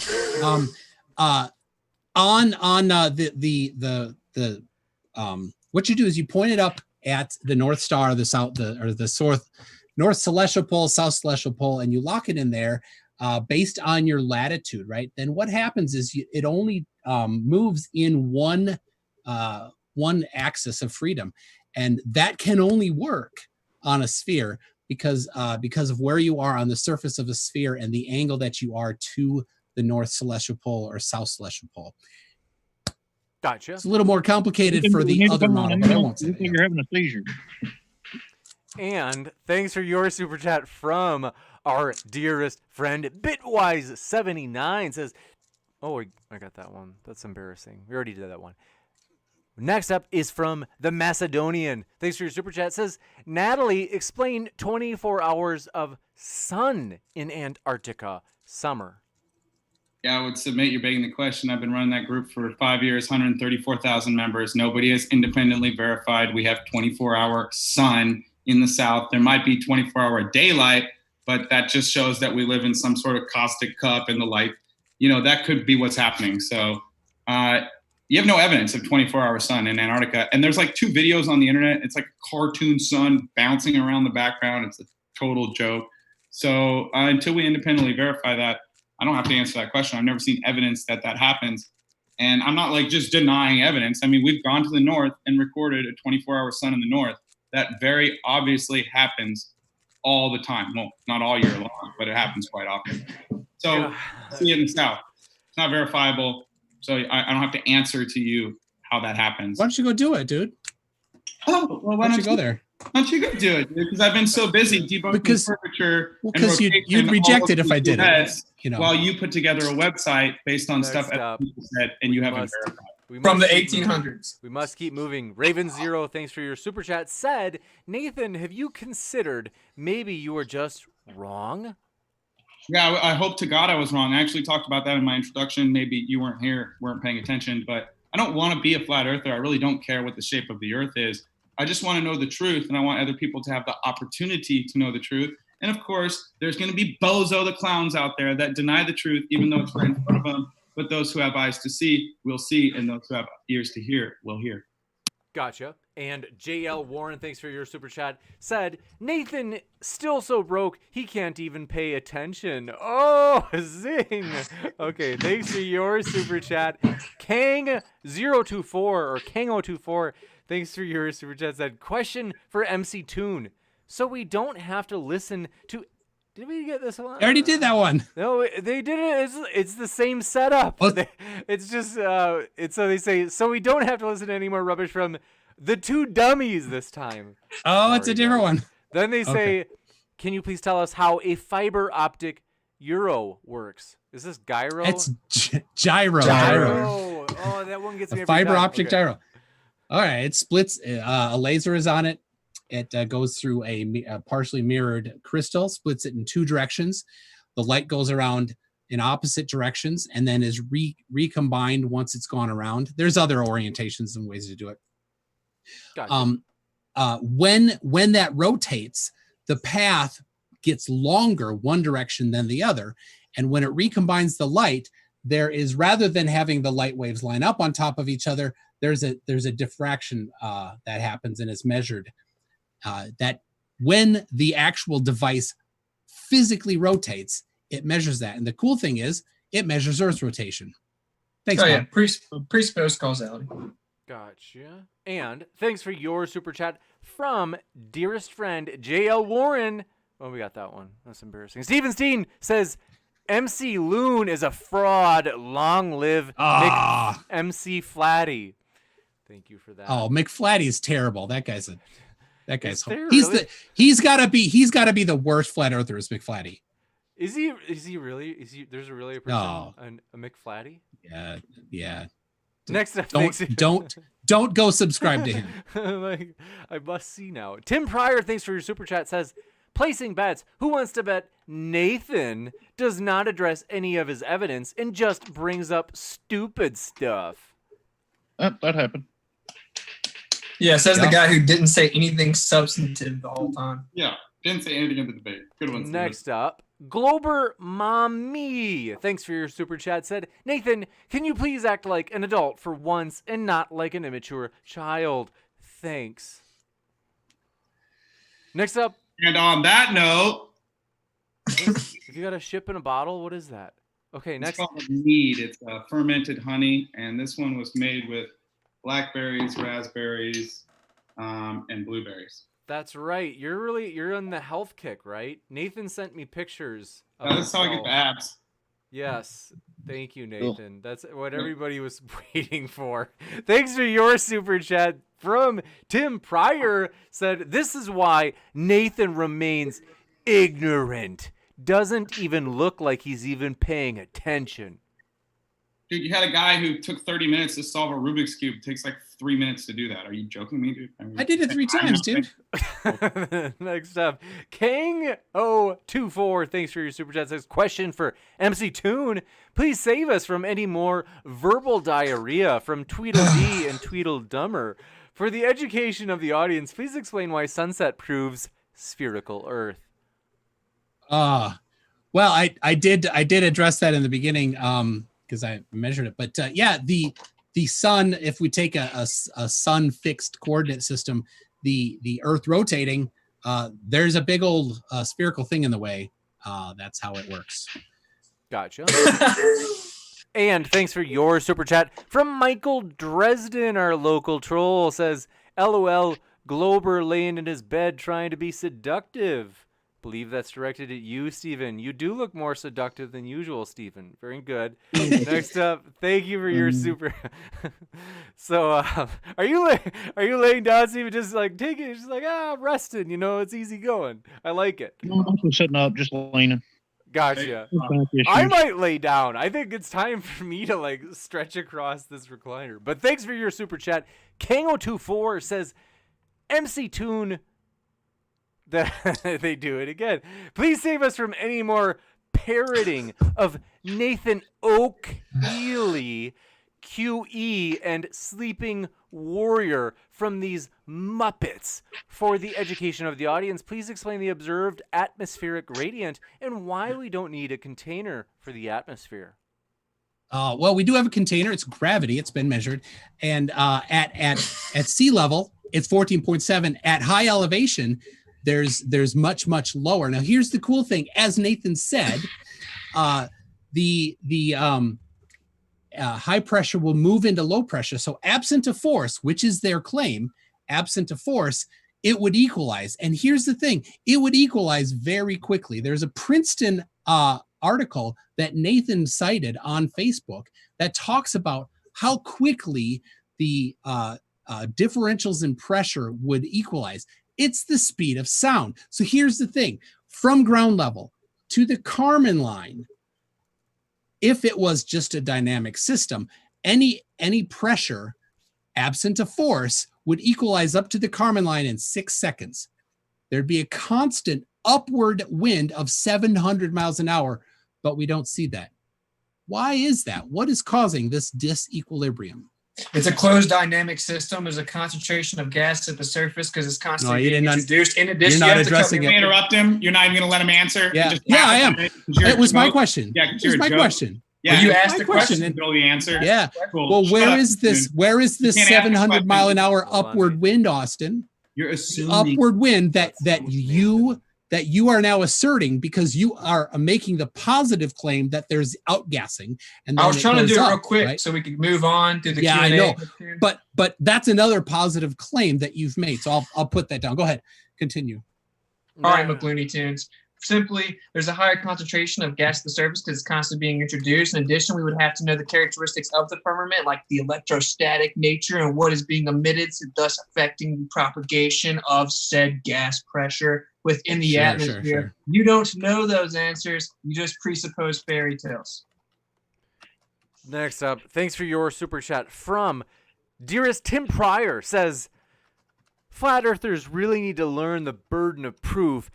They are going against almost 7 billion people and all the world's geniuses. You guys have to prove otherwise because it's proven to be a globe every day. Argument. Yeah, that's an appeal to majority. That's a fallacy. Sorry. Stupid. Next up, That's thanks, dumb.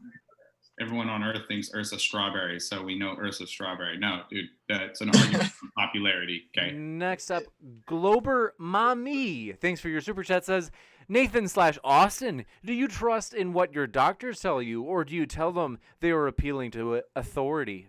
I'm not big on. Oh, you go.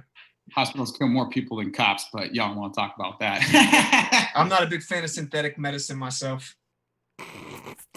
Gotcha. Sorry, I'm not laughing at you. It's terrible for you, bro. I appreciate this next super chat from Dearest GPS. Says, Flat Earth, how does GPS work? It uses distances to determine location, not angles. So it isn't balloons or towers. Why won't you get Bob to test this with you? Do you want to answer that, Austin? Because, I mean, it obviously can't be coming from towers and balloons above our head. It has to be metal boxes in space, 250 miles away, going 17,000 miles an hour because of gravitational orbits, because that's how you would triangulate objects, guys. That's what you for sure would do. You definitely would not use towers and balloons right above your head. You would use cartoon metal boxes, which if you Google satellites in space, guys, they are all cartoons. I'm not making this up. I'm not lying to you guys. It'd be incredibly inefficient at 17,500 miles per hour to use it for your satellites, dude. Your service. That's stupid. It's stupid. Gotcha. Yep. Thanks for your super chat from Tim Pryor. Says, oh, impressive, Nathan. We have 7 billion people plus all the world's geniuses. A little bit harder, and you may convince the entire world. I always say professionals sort, amateurs convince. So if you guys think I'm trying to convince you, again, you're not listening to what I'm saying. I'm here to plant the seed. You can shoot the messenger. You can't kill the message. Truth rides on, ladies and gentlemen. What was your phrase? You said amateurs convinced, and what was it? Scholars shart, or what was it? Professionals sort. Just sort. Shart. He said shart. I think he said shart. I heard shart. Like, They sort through the people, the ones who are looking, the ones who have eyes to see and can hear the truth. That's who I talk to. I think there's only a couple of squirt boys here. Gotcha. And thanks for your super chat from Jessica G. Says, this nerd is legitimately reading off of cards. I don't remember. Was anyone reading from cards? It's okay if you did. It's nothing to be ashamed of. I've not read from cards, but I'm a nerd. I'll take that. Gotcha. Okay. Thanks for your, you're coming at you for reading off your cards. And Kango24, thanks for your super chat, says, Nathan, I took your advice and did my own research. I bought a solar filter and filmed the sun. It does not change angular size as it sets, so it's not moving away as it sets. The Earth is spherical. Again, guys, we know the shape of the floor because we looked at the sky. That's these Globers, bro. They have no proof the Earth's a tilted, spinning testicle in space. So they talk about the sky over and over again. Been hearing this for 5 years. It's pathetic. Yeah, angular resolution, man. Gotcha. And totally appreciate your super chat coming in from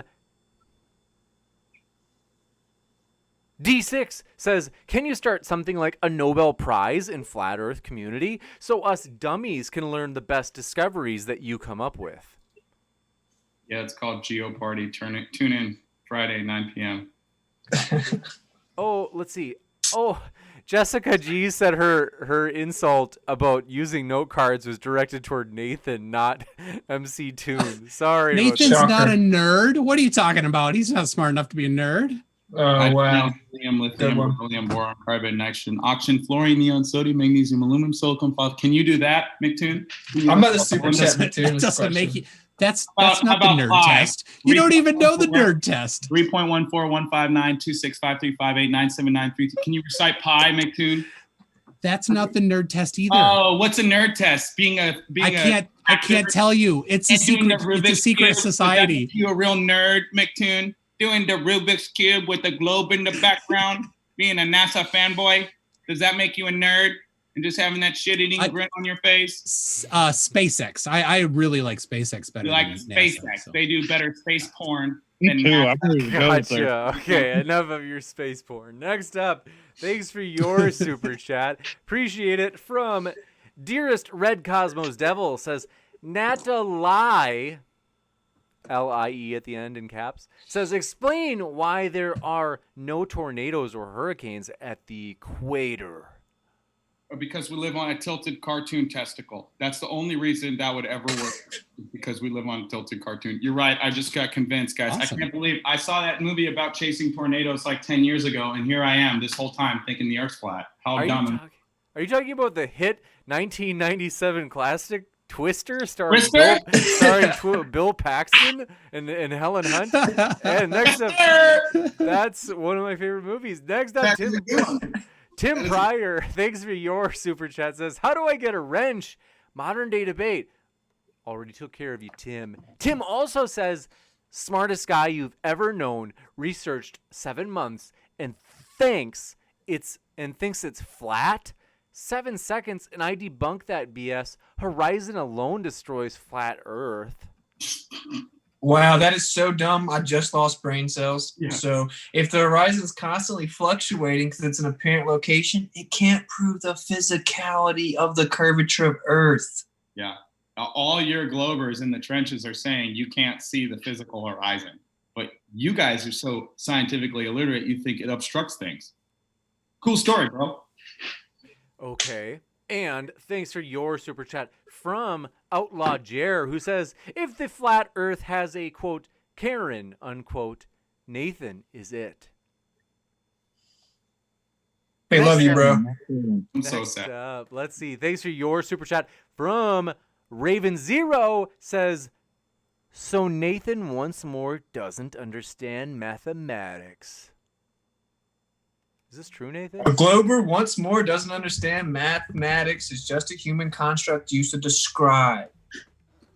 Next up, thanks for your super chat from Dearest King024, says, Nathan, I did my own research and discovered the topological surveys of the oceans that have been done.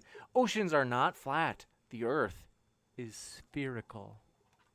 Yeah, okay, if you say so, but the USGS uses flat Earth maps to calculate distances outward from the North Pole, and the United States Coast Guard has a geographic range table which lists distances you can see at sea level, which would be impossible on a globe. So that was a cool story, bro, but it's not true. Gotcha. And Tim Pryor, I'll put that down with no evidence provided. Go ahead. Full story, McLooney Tunes. Yeah, Thanks cool for your story. super chat. Wow. Tim Pryor says, Nathan, I've heard people tell you that's not what we believe. Stop lying. Could you be more vague? I'm not even sure what he's talking about. Yeah, why do we have to believe things anyway, by the way? This is science. Observable, repeatable, reproducible. This is not beliefs, okay? This is not religion class. I'm here to tell you guys what you can go outside and observe. We see way too far. These clowns don't even know how far the Earth would curve at 17 miles. And then they make fun of us for thinking it curves. Oh, you don't even know the formula. Okay, you just told me it's 7.7 inches, clown. Oh, wait. KO24, thanks for your super chat, says, McToon, please save us from any more babble from the strange man-child that is Nathan. Tell us why a sextant used for navigation only works on a spherical Earth. Sextant, yes. So a sextant is something that measures angles, similar to a theodolite, but it's a little more limited in what it can do. It has a nice feature that you can use it on a moving ship. So you can sight the horizon and you can sight a star at the same time, and the thing is that all of the calculations for the stars, all of them only work for a sphere. And in particular, I can give you this: the North Celestial Pole at 45 degrees from Minnesota here works perfectly on a sphere. If you move 1 degree south of here, it's 44 degrees. It's a consistent distance. If the Earth were flat, every time to get 1 degree declination of that star or the celestial pole would require increasing distances due to the law of perspective. Gotcha. And thanks so much for our Patreon super chat comments. And also, thanks for new subscriber, Ziga Filippic. Let me know if I pronounced it wrong. We are stoked to have you as a member here at Modern Day Debate. Also, I think there were maybe 1 or 2 other names I missed as they came up on the screen. Sorry about that, but we're thrilled to have you here with us. And Spart344, thanks for your super chat, said, for Nathan, every single first year chemistry student can tell you that you have no idea what the second law of thermodynamics does. Every single one. Another argument from popularity. It's about entropy. High pressure systems move towards low pressure systems. If you want to deny that, you can just be a religious zealot, fundy glober. That's cool. Yeah. Layman terms for some globers. Heat to cold. Yeah. High pressure to low pressure. Put your hand on the stove and you get burned. Rocket surgery. You. All right. And Adam Elbilia, thanks for your question, said, how can you forfeit an opportunity to sneak the controversial flat earth, quote unquote, subject inside the video's title? Just did it for you. Thanks, Adam. Great idea. And Brian Stevens, you sick mofo, thanks for your question, says, the claim that hospitals have killed more people than cops is true because cops aren't treating people with cancer. Thank you for the deceptive, fallacious reasoning, Nathan. Well, that's not what he said.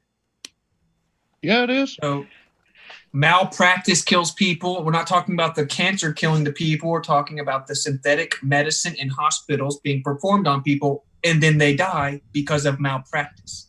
Yeah. Also, people being put on ventilators that don't need to put on ventilators. They're suffering from oxygen deprivation, not lung failure. So, lots of things going on. Very sassy. And thanks for your super chat from a gosh darn delight. Says, it's kind of sad that Flat Earth debates get so many viewers because these two dip poops don't deserve the audience. Love the channel, James. First, well, thank you. I appreciate that. But also, Nathan and Austin, thanks for being good sports. I know it's been rough tonight. You guys have had a lot thrown at you. Blessed are you when men revile you and curse you and speak all kind of evil against you falsely. Rejoice, for great is your reward in heaven. These guys don't even know what they're doing, dude. They don't even have eyes to see. What do you expect? McToon is your buddy, at least. And Steven. Give that the thumbs up. Next up, thanks for your super chat from Glober Mami. Thanks for your question, saying, for Nathan and Austin, are you not presupposing a flat earth created by God and using the Bible as your evidence, then claim globe science as a religion? No, literally not at all. We went and tested the physical claim of a rate of curvature necessitated by the circumference, which is where you deduce the radius. We went and tested said curvature. It's non-existent. Thus, we falsified the radius. with the falsification of radius, the entire model implodes. It's called empirically verifying your claims. We disproved them. It's literally independent of any type of spiritual belief system. Yeah, and I said at the beginning, I don't want to be a flat earther. I don't even care what the shape of the earth is. I just want to know the truth. And so I spent my own money, invested in 3 long-distance cameras, the most powerful zoom cameras on the earth at the time. And then I went out, traveled all over the U.S., met about 3,000 flat earthers, hosted hundreds of meetups, but did dozens of experiments, also looking at the sky. The sky is a map and a clock. So when these people talk about celestial navigation and sextants and how their equatorial mounts only work on their spinning tilted ball, the sky is a map and a clock. We are not blasting 500,000 miles an hour through space. That is a cartoon. And they believe it because they're gullible. Don't be like these guys. Gotcha. And thanks for your super chat from, you guessed it, Nathan, one of your best buddies is here tonight. Fight the Flat Earth says, Nathan, can you present any measurements of the Earth being flat? I tried to get him to do that for a while. Yeah, I talked about how I was at the Salton Sea. You could see the laser from shore to shore. Joshua Mookie took that photo that I went and verified myself. I mean, Lake Pontchartrain, they think it curves at 7 miles away from you.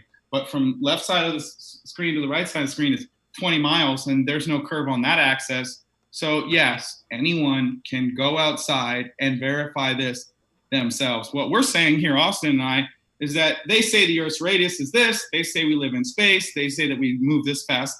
And they can't support any of that crap with evidence. They will assume a flat Earth and then do math about lights in the sky. That's what they do. You guys saw it. You can rewind the video. It's all here. Etched in eternity. Thank you very much, McClown and Steven.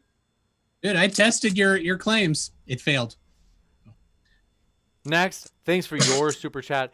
Tioga, our dearest friend. By the way, thanks for your super chat, Tioga. And she is the local artist. I don't know if I had mentioned to you folks that we have a merch store. If it's just the standard logo, that is kind of like standard merch. But if you see something that like looks artistically cool, that is from Tioga. And so we want to say huge thanks to her for doing that awesome work. And you can support a local artist if you happen to buy one of those sweet things that has, for example, her artistic rendition of the logo, as well as, for some reason, I don't know why anyone would want to wear a sweatshirt with my face on it, but she is epic. We love Tioga. Terrific. And her super chat says this. We get it, Nathan. You don't read. Don't moon us, Nathan. I mean, are you guys serious? I don't read? Are you guys kidding? I just did a book review on my channel of this other book that I have over here. And if you look inside of it, it's all full of notes and me writing on it. And so, whatever. Dude, Globers are not just scientifically illiterate. They deny reality. They're upset with God. They have no hope. They have no peace. Like, what are you going to say about these people, dude? This is what I expect. So thank you very much, Glober, for doing exactly what I expect. They can't go against the mold, man. They can't go against majority. It's uncomfortable for them, so they'd rather just tout consensus because it's safer. We want to hear. We haven't gotten to hear a lot from Steven. Go ahead, Steven. What were you saying? It's not that he doesn't read. It's just that he doesn't comprehend. Gotcha. And let's see. We are going to the next one, which is Tim Pryor. Thanks for your super chat. Says Nathan must think that airplanes drag a tape measure along the ground to calculate its altitude, because apparently there's no other way to measure distance in his eyes. No, you could very easily just do speed and then how long you've been traveling, and that would give you distance, Glober. But according to the Federal Airline Administration, they train pilots and air traffic controllers on a target generation facility, which is a flat Earth simulator. It also assumes a non-rotating Earth and that it negates a gravity vector. So thank you very much. That's why they're called airplanes and not air curves, Globers. Gotcha. And Cal's Kingdom, thanks for your super chat, said, Nathan, you're such a rude, bad faith actor. Every time someone accurately summarizes your argument, you cry about misrepresentation. Do you think we can't tell you're doing this, or what? And you suck. I added that last part in, but go ahead. Sorry. Did you really? Yeah, I'm kidding, Nathan. Come Come All on. right, I have nothing to Joke. say. Oh, dude. Crybaby. The moderator's taking Go a ahead. dig. I'm just, I'm totally teasing you, Nathan. We love you. We love you I too, love you. Austin. We love everybody here. Go ahead, Nathan. That was, but they did say the rest of it though. Yeah, it's all right. I have nothing to say to that person. They're just upset. Yeah, some people are built for it. I think we all know that Nathan and I are built for it. Gamma's opinions don't affect us. So Gotcha. cool And story. thanks for your super chat from Raven Zero says, Nathan, the average laptop CPU has 1.7 billion transistors. The mathematics behind are so complicated to understand, so you don't believe on PC as well. You don't believe in PCs as well if you can't understand the basis of their mathematics. Well, I mean, our brains have, a billion neurons, and then each one of those have 10,000 possible synapses and connections. So there's even more connections in between your ears. Unfortunately, Glovers don't use any of those. But you don't have to know how everything works to use something. So, yeah, I use computers, and I use my brain. That's why I'm a flat earther. Thank you very much. Gotcha. And thanks so much. Appreciate your super chat from... See, some people are really mad about me adding on that last part. It was a joke, people. Come on. Look, Nathan's happy. He's all right. Okay, thanks for your super chat from Cal's Kingdom says, Nathan says, quote, my intuition is better than math. Thompson. Oh, I see. They're saying that's your middle name. Nate, my intuition is better than math. Thompson. Sorry. Okay, I'm sorry. Your face is just so serious. Okay, Glober Mommy, thanks for your super chat, says, Nathan, have you validated anything in the Bible? Yeah, well, the Bible says to test all things and hold fast to that which is true. So when I was 20 years old, before I was ever a flat earther, I actually set out to disprove the Bible. I used to make fun of my friends that were all Christians. I thought it was a stupid piece of literature made to control people. The more I looked into it, the more I realized it's like the greatest love story ever told. It was written from outside of our time domain, and it's got equidistant letter sequencing and numerology and historical truths in there and spiritual truths in there. And it also has got prophecy where it predicts the future. And, we're just rolling right into it like a freight train, a bullet train. So, keep your eyes peeled and keep some popcorn ready. Interesting times ahead, that's for sure. You ain't seen nothing yet. Okay. And thanks for your super chat from Red Cosmos Devil says, Natalie, if you really want to disprove the globe, why don't you do the experiments yourself? Oh, wait, you only work in kilometers, not miles. Never mind. I've been testing the Earth myself. Backwards. If anyone wants to see my list of firsthand observations, I can show them to you real quick here, but you could also email me at flatearthflyers.com. All those yellow links are links to videos where I went out in nature and verified we don't live on a tilted testicle and the sky is not what we're being told. I'll ask you to pay him. Next up, let's see. We've got Fight the Flat Earth chimes in again, Nathan. Your dearest old buddy says, MC Toon, do the surveyors take into account local topography? Did they? Yeah. It's all in there, Yeah, right? obviously. Well, yeah, it is. And so the thing is, when they're measuring horizontal angles, not vertical angles, so the topography doesn't affect it. That's the cool thing about the technique they use. Gotcha. Horizontal, but curved, right? Horizontal but curved. Yes. Okay. And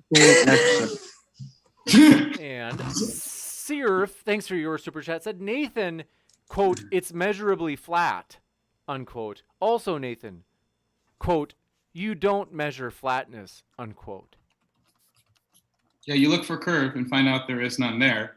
So in that sense, it is measurably flat. There is no measurable curvature to Earth's surface at all.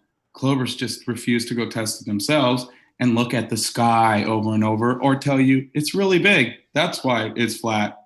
Well, but one thing I would want to just be sure that I understand that you covered is that they say that you also say that quote, you don't measure flatness. So I understand the first part. You're saying that it's measurably flat because you're saying measurements have been done in which you're saying they haven't found curve, but you're saying when it comes to the part where it says you saying that you don't measure flatness, I think they're saying that there's like an inconsistency there. I'm trying to understand like what, maybe you responded to that part, but I missed it. Yeah, just you don't measure nothing. So if you go out looking for curvature and there is no curvature there, well, then you measured how flat it is. Gotcha. And this one guy, thanks for your super chat, says, whatever happened to decorum? I don't know if we've had that on here for a while. Tim Pryor, thanks for your super chat, said, Nathan, people have shown you the effects of the curve and gave you measurements of it. Stop lying. You've seen it. You just stick your fingers in your ears. Neil deGrasse Tyson, the most famous scientist on Earth, says no civilian has ever seen the curve of the Earth. The Earth was flat from the Red Bull space jump. So unless you're asserting that people have seen it, the astronauts lied to us. Well, then cool story, bro. But it's measurably flat from the floor. This is not Snoop Dogg science where we got to freaking get high to go figure out where we live. It's flat from the floor. Mr. Anderson, thanks for subscribing. Just saw your name pop up on the screen and thrilled to have you with us and having be a member here. And thanks for your super chat from Tim Pryor. Said, Nathan we got that one. Jake 4D says, look, Modern Day Debate is live. Oh, Flat Earth. Don't have time for stupid. Oh, come on, Jake. We're all sitting like right here, man. Okay, so thanks for your super chat from Aaron Armstrong. Says, Witsit hasn't said specificity yet. It's not the real Witsit. It's a deep That's fake. pretty funny. And Lily RO, thanks for your super chat, said, we need a reality show. Top from both sides. Experts in physics, a moderator, James, expeditions, experiments funded by viewers, grown-ups only. Sorry, Nathan. Oh.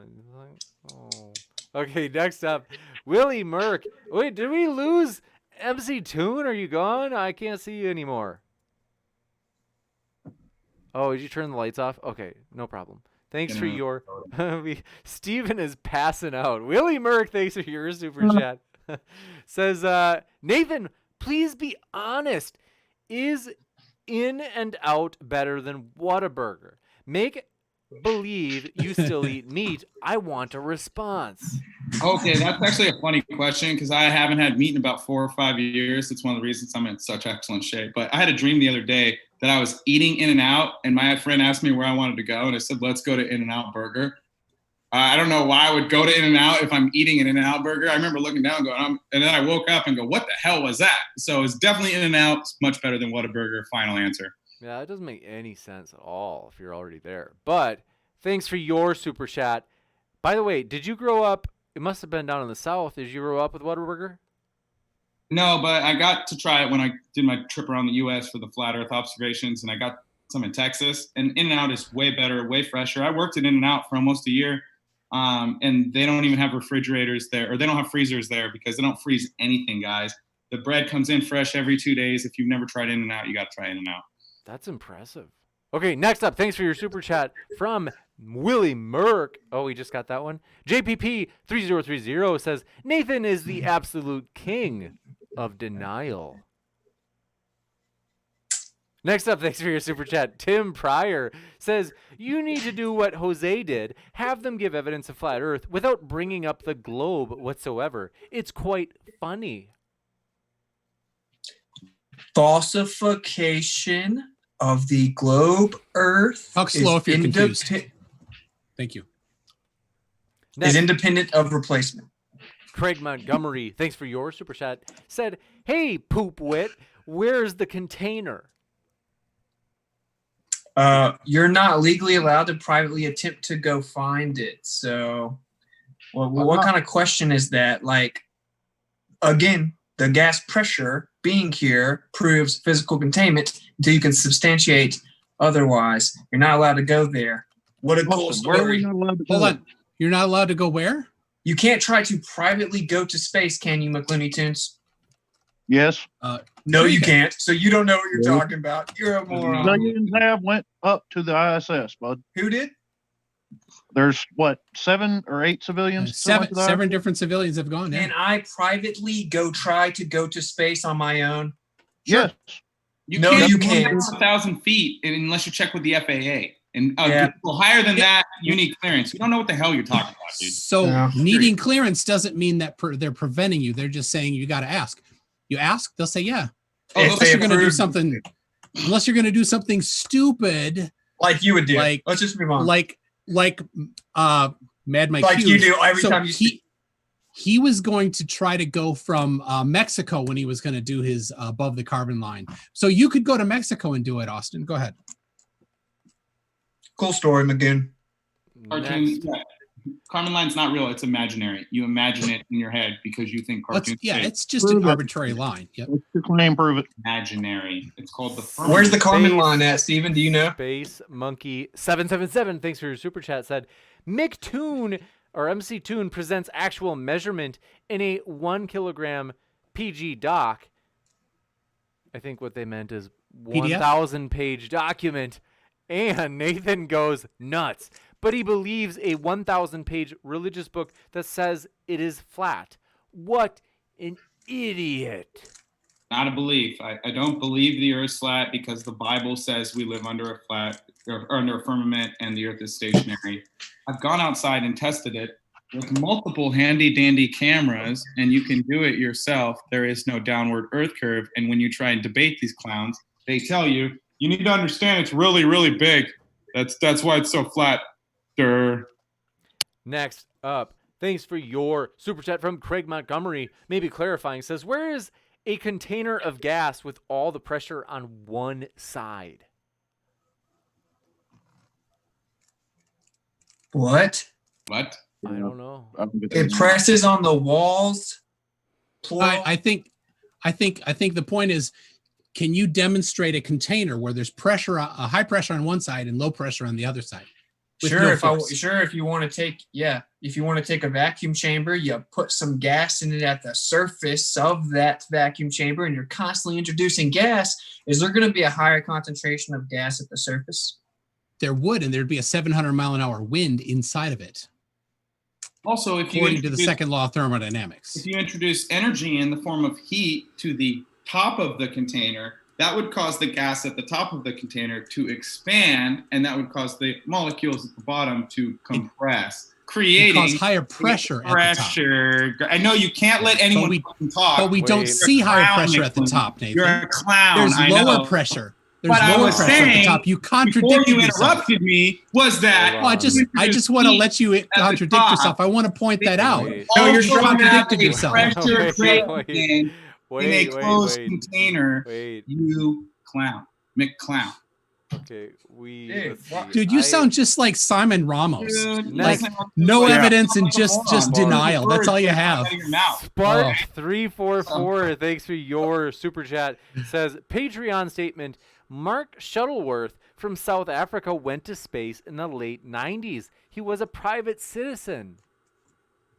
Yeah, and we haven't done it in 30 years. Really cool story, Glover. And thanks so much. Appreciate your super chat from dearest friend, Red Cosmos Devil. Says, Wit, your words are so empty, it's sad. Just shut up. Okay, if you cannot follow the simplicity in what I'm saying because they have a couple extra syllables on them, that sounds like a personal problem, Glover. Next, Glover. Tim Pryor, thanks for your super chat, said, tell Nathan he needs to learn the difference between gas pressure and atmospheric pressure, and then prove that atmospheric pressure needs a container. So all they do is say that the atmospheric pressure is different than gas pressure, and then presuppose that the atmospheric pressure is next to space. Freaking brilliant, guys. Listen to that Glover logic. Let it soak real deep into your soul how retarded that nonsense is. Next, Aaron Armstrong, thanks for your super chat, said, you flat earth boys are so hot. You made me excited. And they spelled hot Hawt. Oh, This guy's a big fan of you guys. All right. Man. And Who's this Syed, dude? Man. Nathan's excited. All right, he doesn't care. if I'm it's a single, dude. ready to mingle. You know what I mean? On this flat Earth. Well, Was that from a dude? That was from a dude. But next up, All right, Syed, Maybe he's got a You cute do sister. you do Maybe do it's whatever you want, Nathan. I guess. 2020. I mean, Nathan's. Yeah. Next up, Syed Whatever. Ahmad. Thanks for your super chat. Says Austenicity, substantiation, natalicity. Sounds like you're an idiot. Next, all right. We have our dearest friend, longtime friend of the channel, very sassy. You guessed it. Stupid whore energy strikes again. She says, Witsit, I don't think you're familiar with the black swan fallacy. You may want to look into it. What does that mean, bro? There's a claim of physical geometric horizon. We falsify the radius. Globe is dead. 2020. Get over it. It's no big deal. Next up, thanks for your super chat. JPP3030 says, space tourism will be common in your life, Nathan. Yep. They've been saying that for 40 years. There's a guy who actually tracked every time the government said they were going to do civilian space travel. And after like 20 years, he said, F it. I'm not recording this anymore. They're not sending anyone. You guys are all being tricked. Gotcha. But they'll say it again in 4 years after they push it back. They'll come back and tell us, Nathan, we're going soon, I promise. And they'll push it back again. They'll come back and do it again. Dude, think about this. Globers can't even go to the beach or the park. And they're like, oh, no, for sure. You're going to go walk around the ISS and freaking play with water. They It's are cartoon medium. freaking clowns, Didn't dude. I send you They're the just like link clowns. that, Eight people SpaceX have already is doing done it. that? But didn't I send you the link from SpaceX about that too earlier today? About that they're selling seats or what? Yeah. Yeah, you can't even go to the park or the beach, and you think they're selling seats to space, dude. Yeah, in a cartoon medium. SpaceX gets $400 million from the government. They lie, bro. Just accept it. The government lies. It's not a big deal. You got evidence of that, or just an empty claim again? Yeah. The government lying? Second law. No, that particular lie, that exact lie, not just a generic lie. Well, I don't make a That habit particular of one. trusting provably fraudulent sources that intentionally deceive me openly and admit it. Okay, so you don't have evidence of the lie. I'll just write that down. Thank you. It's all Okay, you don't seem to listen Fool very me, well. McToon. Fool me, clown show. Just let them know I said it's all cartoons. Next, we must keep moving. Tim Pryor, thanks for your super chat, said, oh, yay, I can play this game. Our evidence is everybody is smarter than you, which is pretty much the entire world disagrees with you. I think they're talking about Ad hominem and argument from popularity all wrapped into one. Wow, congratulations. You almost had a hat trick for the fallacy team there. Congratulations, dude. next. Syed, Yeah, everyone in America used to think slavery was cool. So I guess you would believe slavery was cool until they all got together and said, now you shouldn't like slavery, or maybe you should independently think for information on yourself and empirically validate your beliefs. Next up, Syed Ahmad, thanks for your super chat, said, more like Witsit doesn't get it. Am I right? Yes. Burn! creative. Ow! Next up, thanks for your super chat from Syed Ahmad, strikes again, says, can creepy Natalie come even close to his camera? That's close enough for me. I guess thanks for your super chats from, let's see here, Seraph says, to the flat earthers, measurements of flatness. Give us numbers of this measurement of flatness. Yeah, we see 200 miles, 270 miles, 1,000 miles, lasers 27 miles, black swan from 1 foot, we see 9.5 miles. That is the measurements, the distance, void of physical obstruction caused by curvature. It really isn't complicated. You know what Austin said. Good job. Next, thanks for your super chat from Space Monkey 7777 said, Natalie, run out of your mental meds, did you? I was like, oh, some of these are pretty bad, but it's, Believe in big pharma. So, like, what are these guys talking about? oh, that's right. Nathan's all natural, so he takes like pills made out of like grass and stuff, man. Next up, thanks for your All super chat.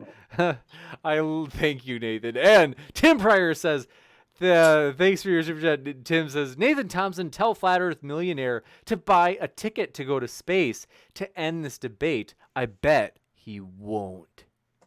He'd have to be a real millionaire in the first place. And I asked him to debate me on this channel on whether or not Flat Earth has a dome, and he's a freaking coward who won't do it. And he's like, oh, if I bring a panel, if I can bring my friends to hold my hand in the debate so I don't get embarrassed so badly. So, guys, go bug Flat Earth Millionaire.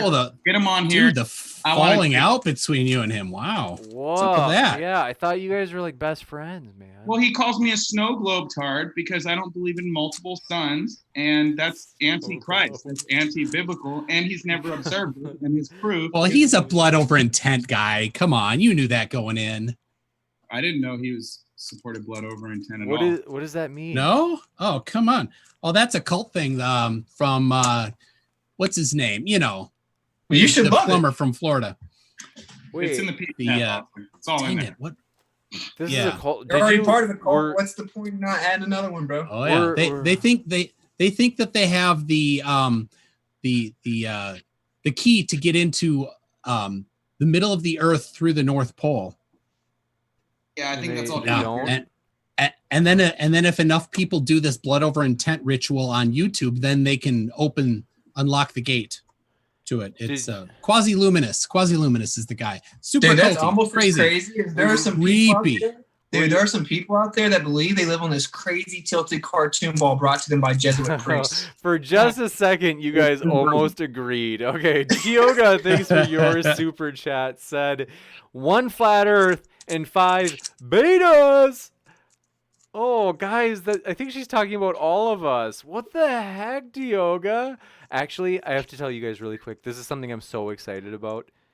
So if you are a huge Marvel fan like me, you will be. I'm so pumped that Tioga is helping us make a sweet Marvel intro for Modern Day Debate, which is going to be so fun. Okay, B-Ball for life. Thanks for your super chat. Said Batman. Nathan.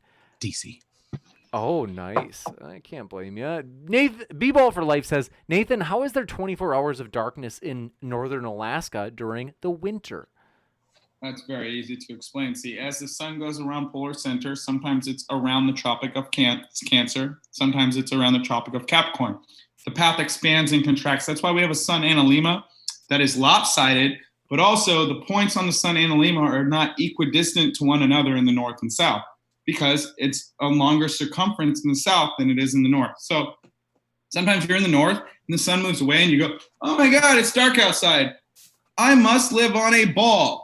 No, that's not how it works, okay? The sun moved away from you, and now you have no sunlight. Pretty soon it'll eventually move back because the wheel in the sky keeps on turning. We all live in a yellow submarine.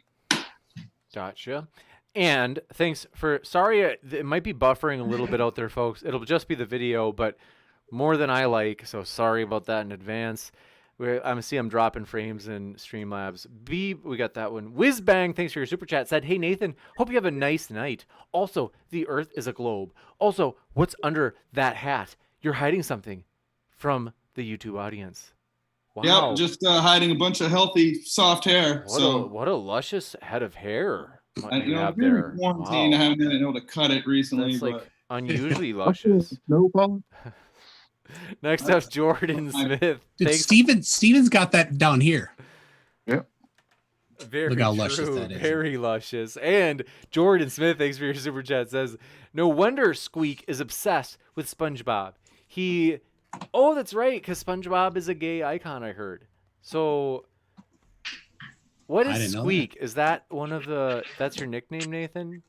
I never heard that one before. That's a new one. I mean, they got probably hundreds of them for me. These guys have hundreds of pictures of me on their phone. I wonder what their girlfriend thinks when they go through their phone and like, who's this dude you have photos of? You're just you're assuming they have girlfriends. And why do we got to sexualize cartoons?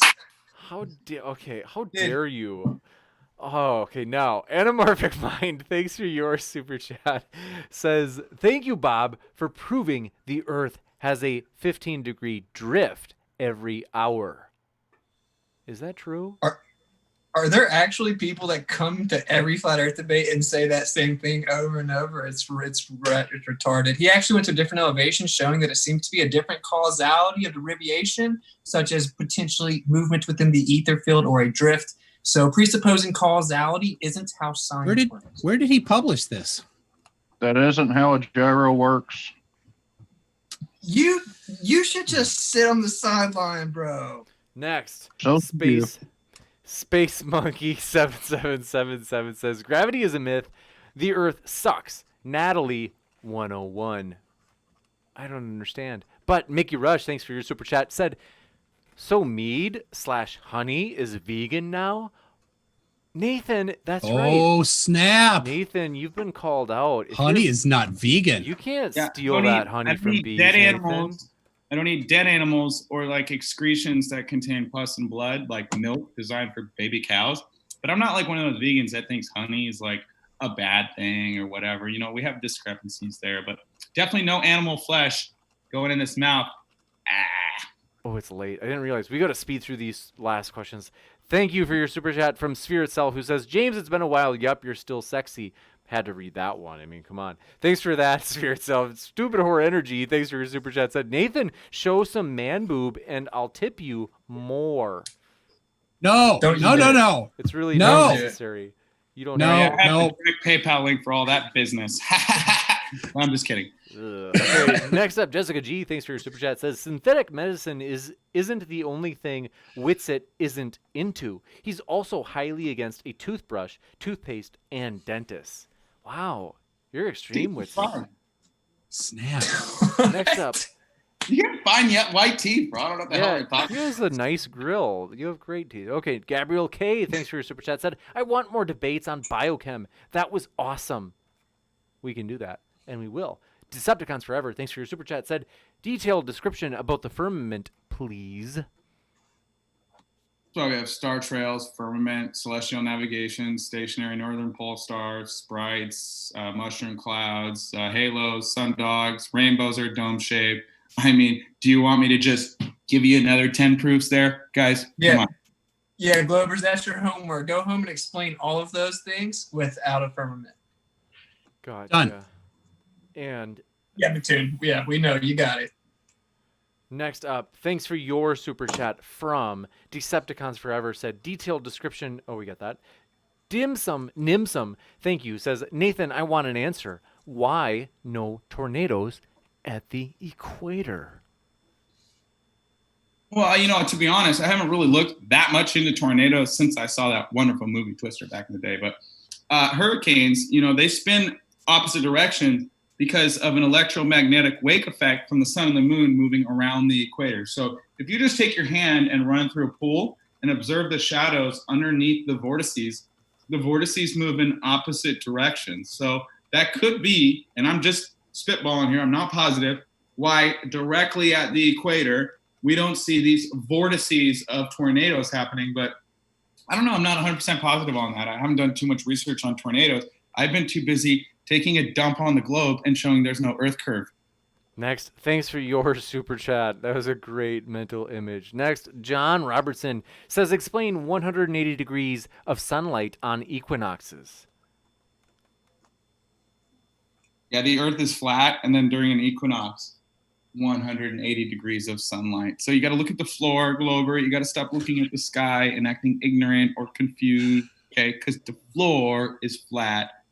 Don't look at the sky like McCartoon over here. So no answer. Super. Floor is measurably flat. John Robertson, thanks for your other super chat.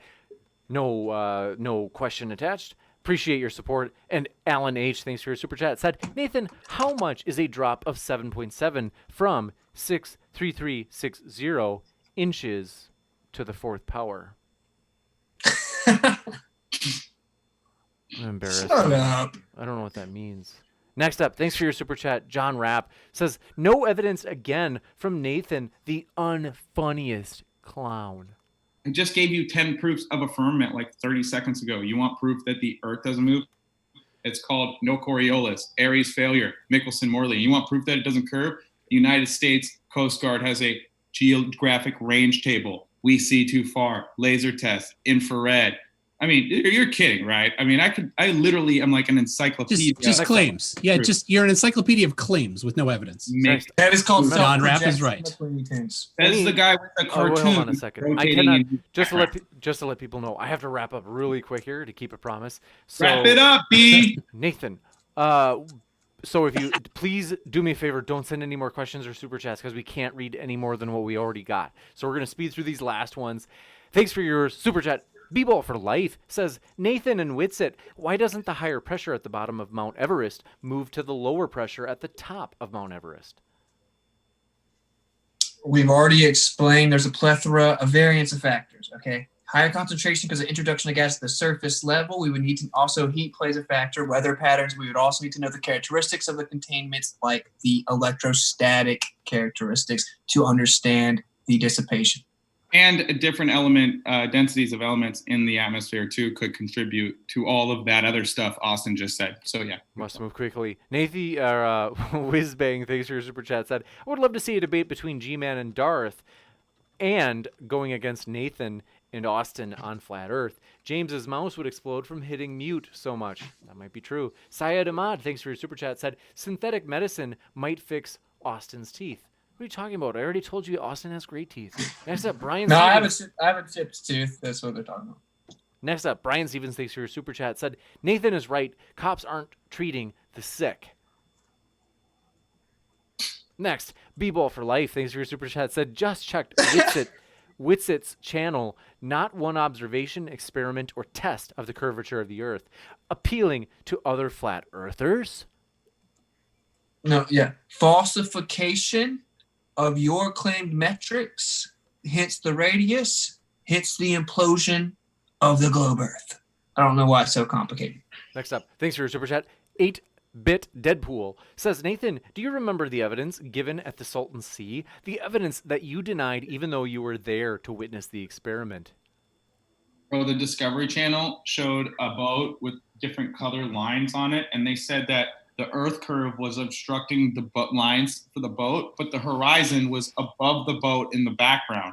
So they said that the physical, actual geometric horizon was obstructing the boat, but you could see the horizon above the boat in the background. I mean, yeah, I was there. I was there to laugh at National Geographic, lie to all you guys, and watch how gullible you are. Talk about it years later because you're lost in the space sauce. I feel sorry for you. Next up, thanks for your super chat from Tim Pryor, says, so since he admits we don't need a tape measure for altitude of airplanes, then he should know we should be able to measure the distance to the sun. What an idiot. Nathan? Yeah, you can't. Deduction is not a measurement. You can deduce things. It's not a measurement, okay? Next, debate flat. And they presuppose things, James. I think that's what Austin was going to say. Yeah. Presuppose. That's all he says. Next. Yeah, because that's all you It's his do. favorite thing. It's his favorite word. Because that's what you do. That's being. Next, debate flat Earth and more. Thanks for your super chat. Said Modern-DayDebate. Does Witsit Gitsit have the potential to recognize the necessary antecedent of a Nathan Oakley catchphrase? I don't know. Yeah, cool story. I know a lot of you Glovers are incapable of independent critical assessment and an ability to articulate yourselves well. So you just assume that anyone that can do those things must be copying other people, but some of us just aren't morons. Next up, thanks for your super chat from Lael is fun. Said, Nathan, do you know the cultural meaning, the Hebrew phrases in the Bible? Oh, like how NASA means to deceive in Hebrew, or to greatly beguile. Have you asked a native Hebrew speaker? Because you're wrong. Oh, have you asked? I don't need to talk to a dude. You can just read the Strong's Concordance Bible and clearly see in the Bible. I have. You want to interrupt me again, McToon? Yeah, absolutely, Clown. because you're lying. Poor baby. NASA means to lift, according to native Hebrew speakers. I have it. What does immovable and fixed mean? I'll give you like 8 seconds, Nathan. Yeah, of course. I've got the video of it saying in the Strong's Concordance Bible. I just hope it's on this. Yeah, there's a diacritic mark above the S that gives it an SH sound. It's a different letter in Hebrew. Oh, it's a different Ask- letter. Oh, ask- okay. Oh, Ask a native Hebrew speaker. Oh. They'll laugh at you. all right, cool. Even flat Earth native speakers of Hebrew will laugh at Translated you. to my other phone, but NASA in the Strong's Concordance Bible means NASHA. Bible. Yes. No, that's Well, it's just the S, Now. but it has. According to a Now. Hebrew speaking flat earther, you're wrong. Whatever. You're The not a spelling Hebrew is the scholar. same as We must NASA. keep It moving. means I'm not going to pretend you're an expert on this. You're a clown, dude. I next must move on. Thanks for your super chat from Trolling for Truth. Says Nathan and Witsit, Flatty Gang, keeping it flat as F. Garth Cooks, thanks for your super chat. No question, but appreciate the support. The Plot Hole, thanks for your super chat. Said Natalie, you never worked. Next up, Aaron Armstrong, thanks for your Aaron Armstrong, thanks for your super chat. Said Steven vaping in bed? Seriously? Listen, I already told you he looks really seductive. Like, let it be. Only sheeple can't see. Thanks for your super chat. I love you guys. Only sheeple can't see. Says Yo, Round Thinker. have the flat. Dude, Round Thinker is a native Hebrew speaker. He's in the chat right now. He speaks Hebrew from birth. Does NASA mean, what does NASA mean, Round Thinker? you're exhausting. Next. I know, you get tired when you lose. Next No, up. it's just a different symbol. It's spelled the same. No, So no, you I'm wanna sorry. think You're not a native Hebrew speaker. So let's It's let spelled the the same. native It's Hebrew. spelled the same. Let's let the native Hebrew speaker answer the question. Next up. See who's lying. We must keep moving. So sorry to do this, All right. but only sheeple can't see. Says having the flat Earth side explain why the moon changes orientation between hemispheres, then get the actual coherent answer from the globe side, please. Okay, so why does the moon change orientation between hemispheres? Very simple, guys. Draw a 6 on the roof of your room and walk to the other side of the room. That 6 will change orientation into a 9. That does not prove you're on a spinning, tilted cartoon testicle. Gotcha. We'll go to the globe side. I have no problem with that. Next up, thanks for He's your super chat from Leapin' for Jay. Thanks for your super chat. Said MC Toon has no idea. He's a compulsive liar. Ooh. Next up, Grimlock. But I thanks have for- evidence. Grimlock, thanks for your super chat. Said just got here. How much has Nathan abused SpongeBob? Not too much tonight. Next up, Garth Cooks. Not- Thanks for not your much. thanks for your super chat. Said flat Earth, flat minds. Oh. Next up, Reverend Arrow. Thanks for your super chat. Said Flurfs explain the atmospheric pressure gradients.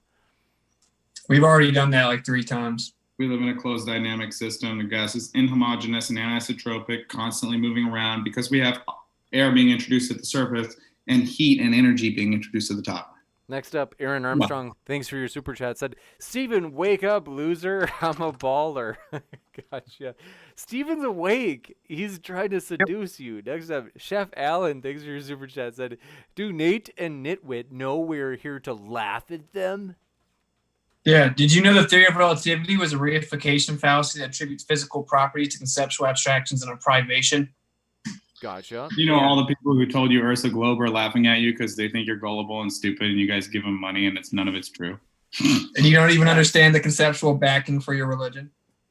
Almost done. So sorry. We were gonna keep wrapping up quickly, folks. RT96. Thanks for your super chat. Said slaves in America never thought slavery was cool. That How enlightening makes of you. sense. And Tim Pryor, thanks for your super chat. Said, "Hey, idiot! I said that because you said you're the top leader of flat earthers. Over 100 and some thousand people, and 1,000 people. Get it? Got it? Good." I never said Cool I'm story. top leader. I just said I started the largest group. That doesn't mean like I'm some top leader. They are members of the group. They don't follow me. They're not fans or subscribers of Nathan Thompson. They are members of the official Flat Earth and Globe discussion. Thank you Okay. very much. Next up, the plot hole. Thanks for your super chat. Said, Natalie, how's that blood drinking working for you? Excellent. This one's a triple dry hopped IPA with 10%. It's delicious. Now we're talking. All right. Abyssinth, thanks for your super chat. Said, Natalie, I don't believe the earth is flat because of the Bible. Also, Natalie, I don't believe in two suns because of the Bible. Shaking my head.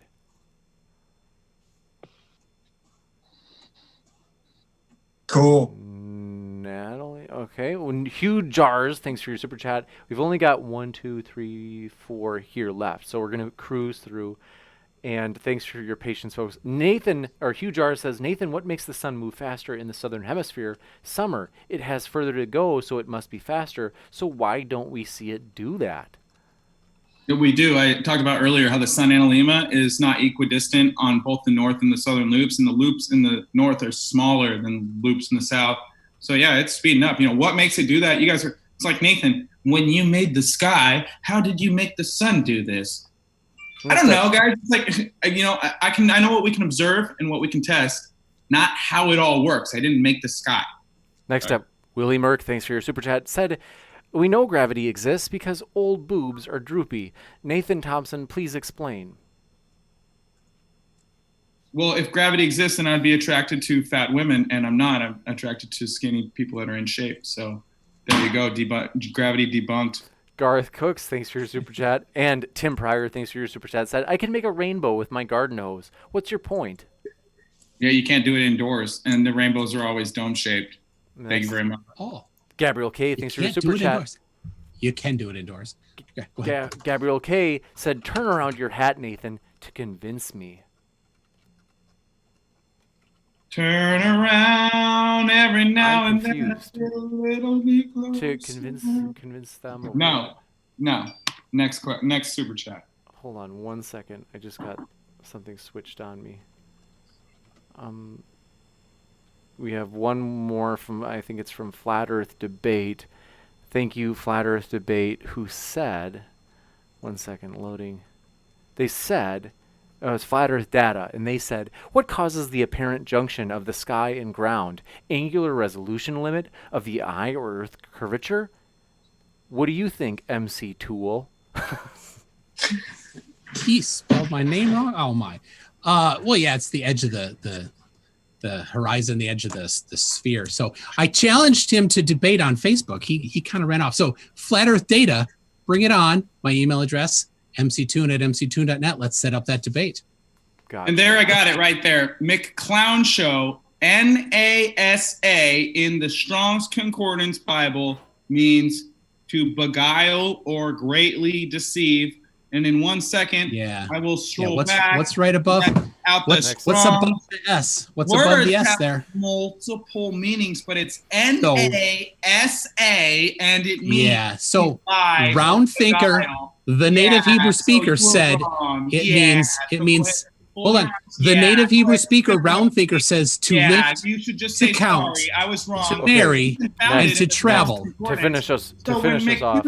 Says, ask this guy in the chat. Ask this guy in the chat. The dictionary says. Just take a breath. Give me 1 second. Lie. Please don't make me mute. Okay. Tim Pryor, thanks for your super chat. Said, I don't care. I just want to show how stupid this guy is. He's a clown. Chill out. Okay. Tim Pryor, thanks for your super I'm chat. very chill.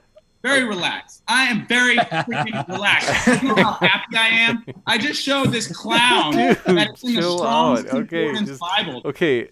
So Tim Pryor, thanks for your super chat, said, okay, then, so I have billions of people, including the world's most brilliant idiot, on my side.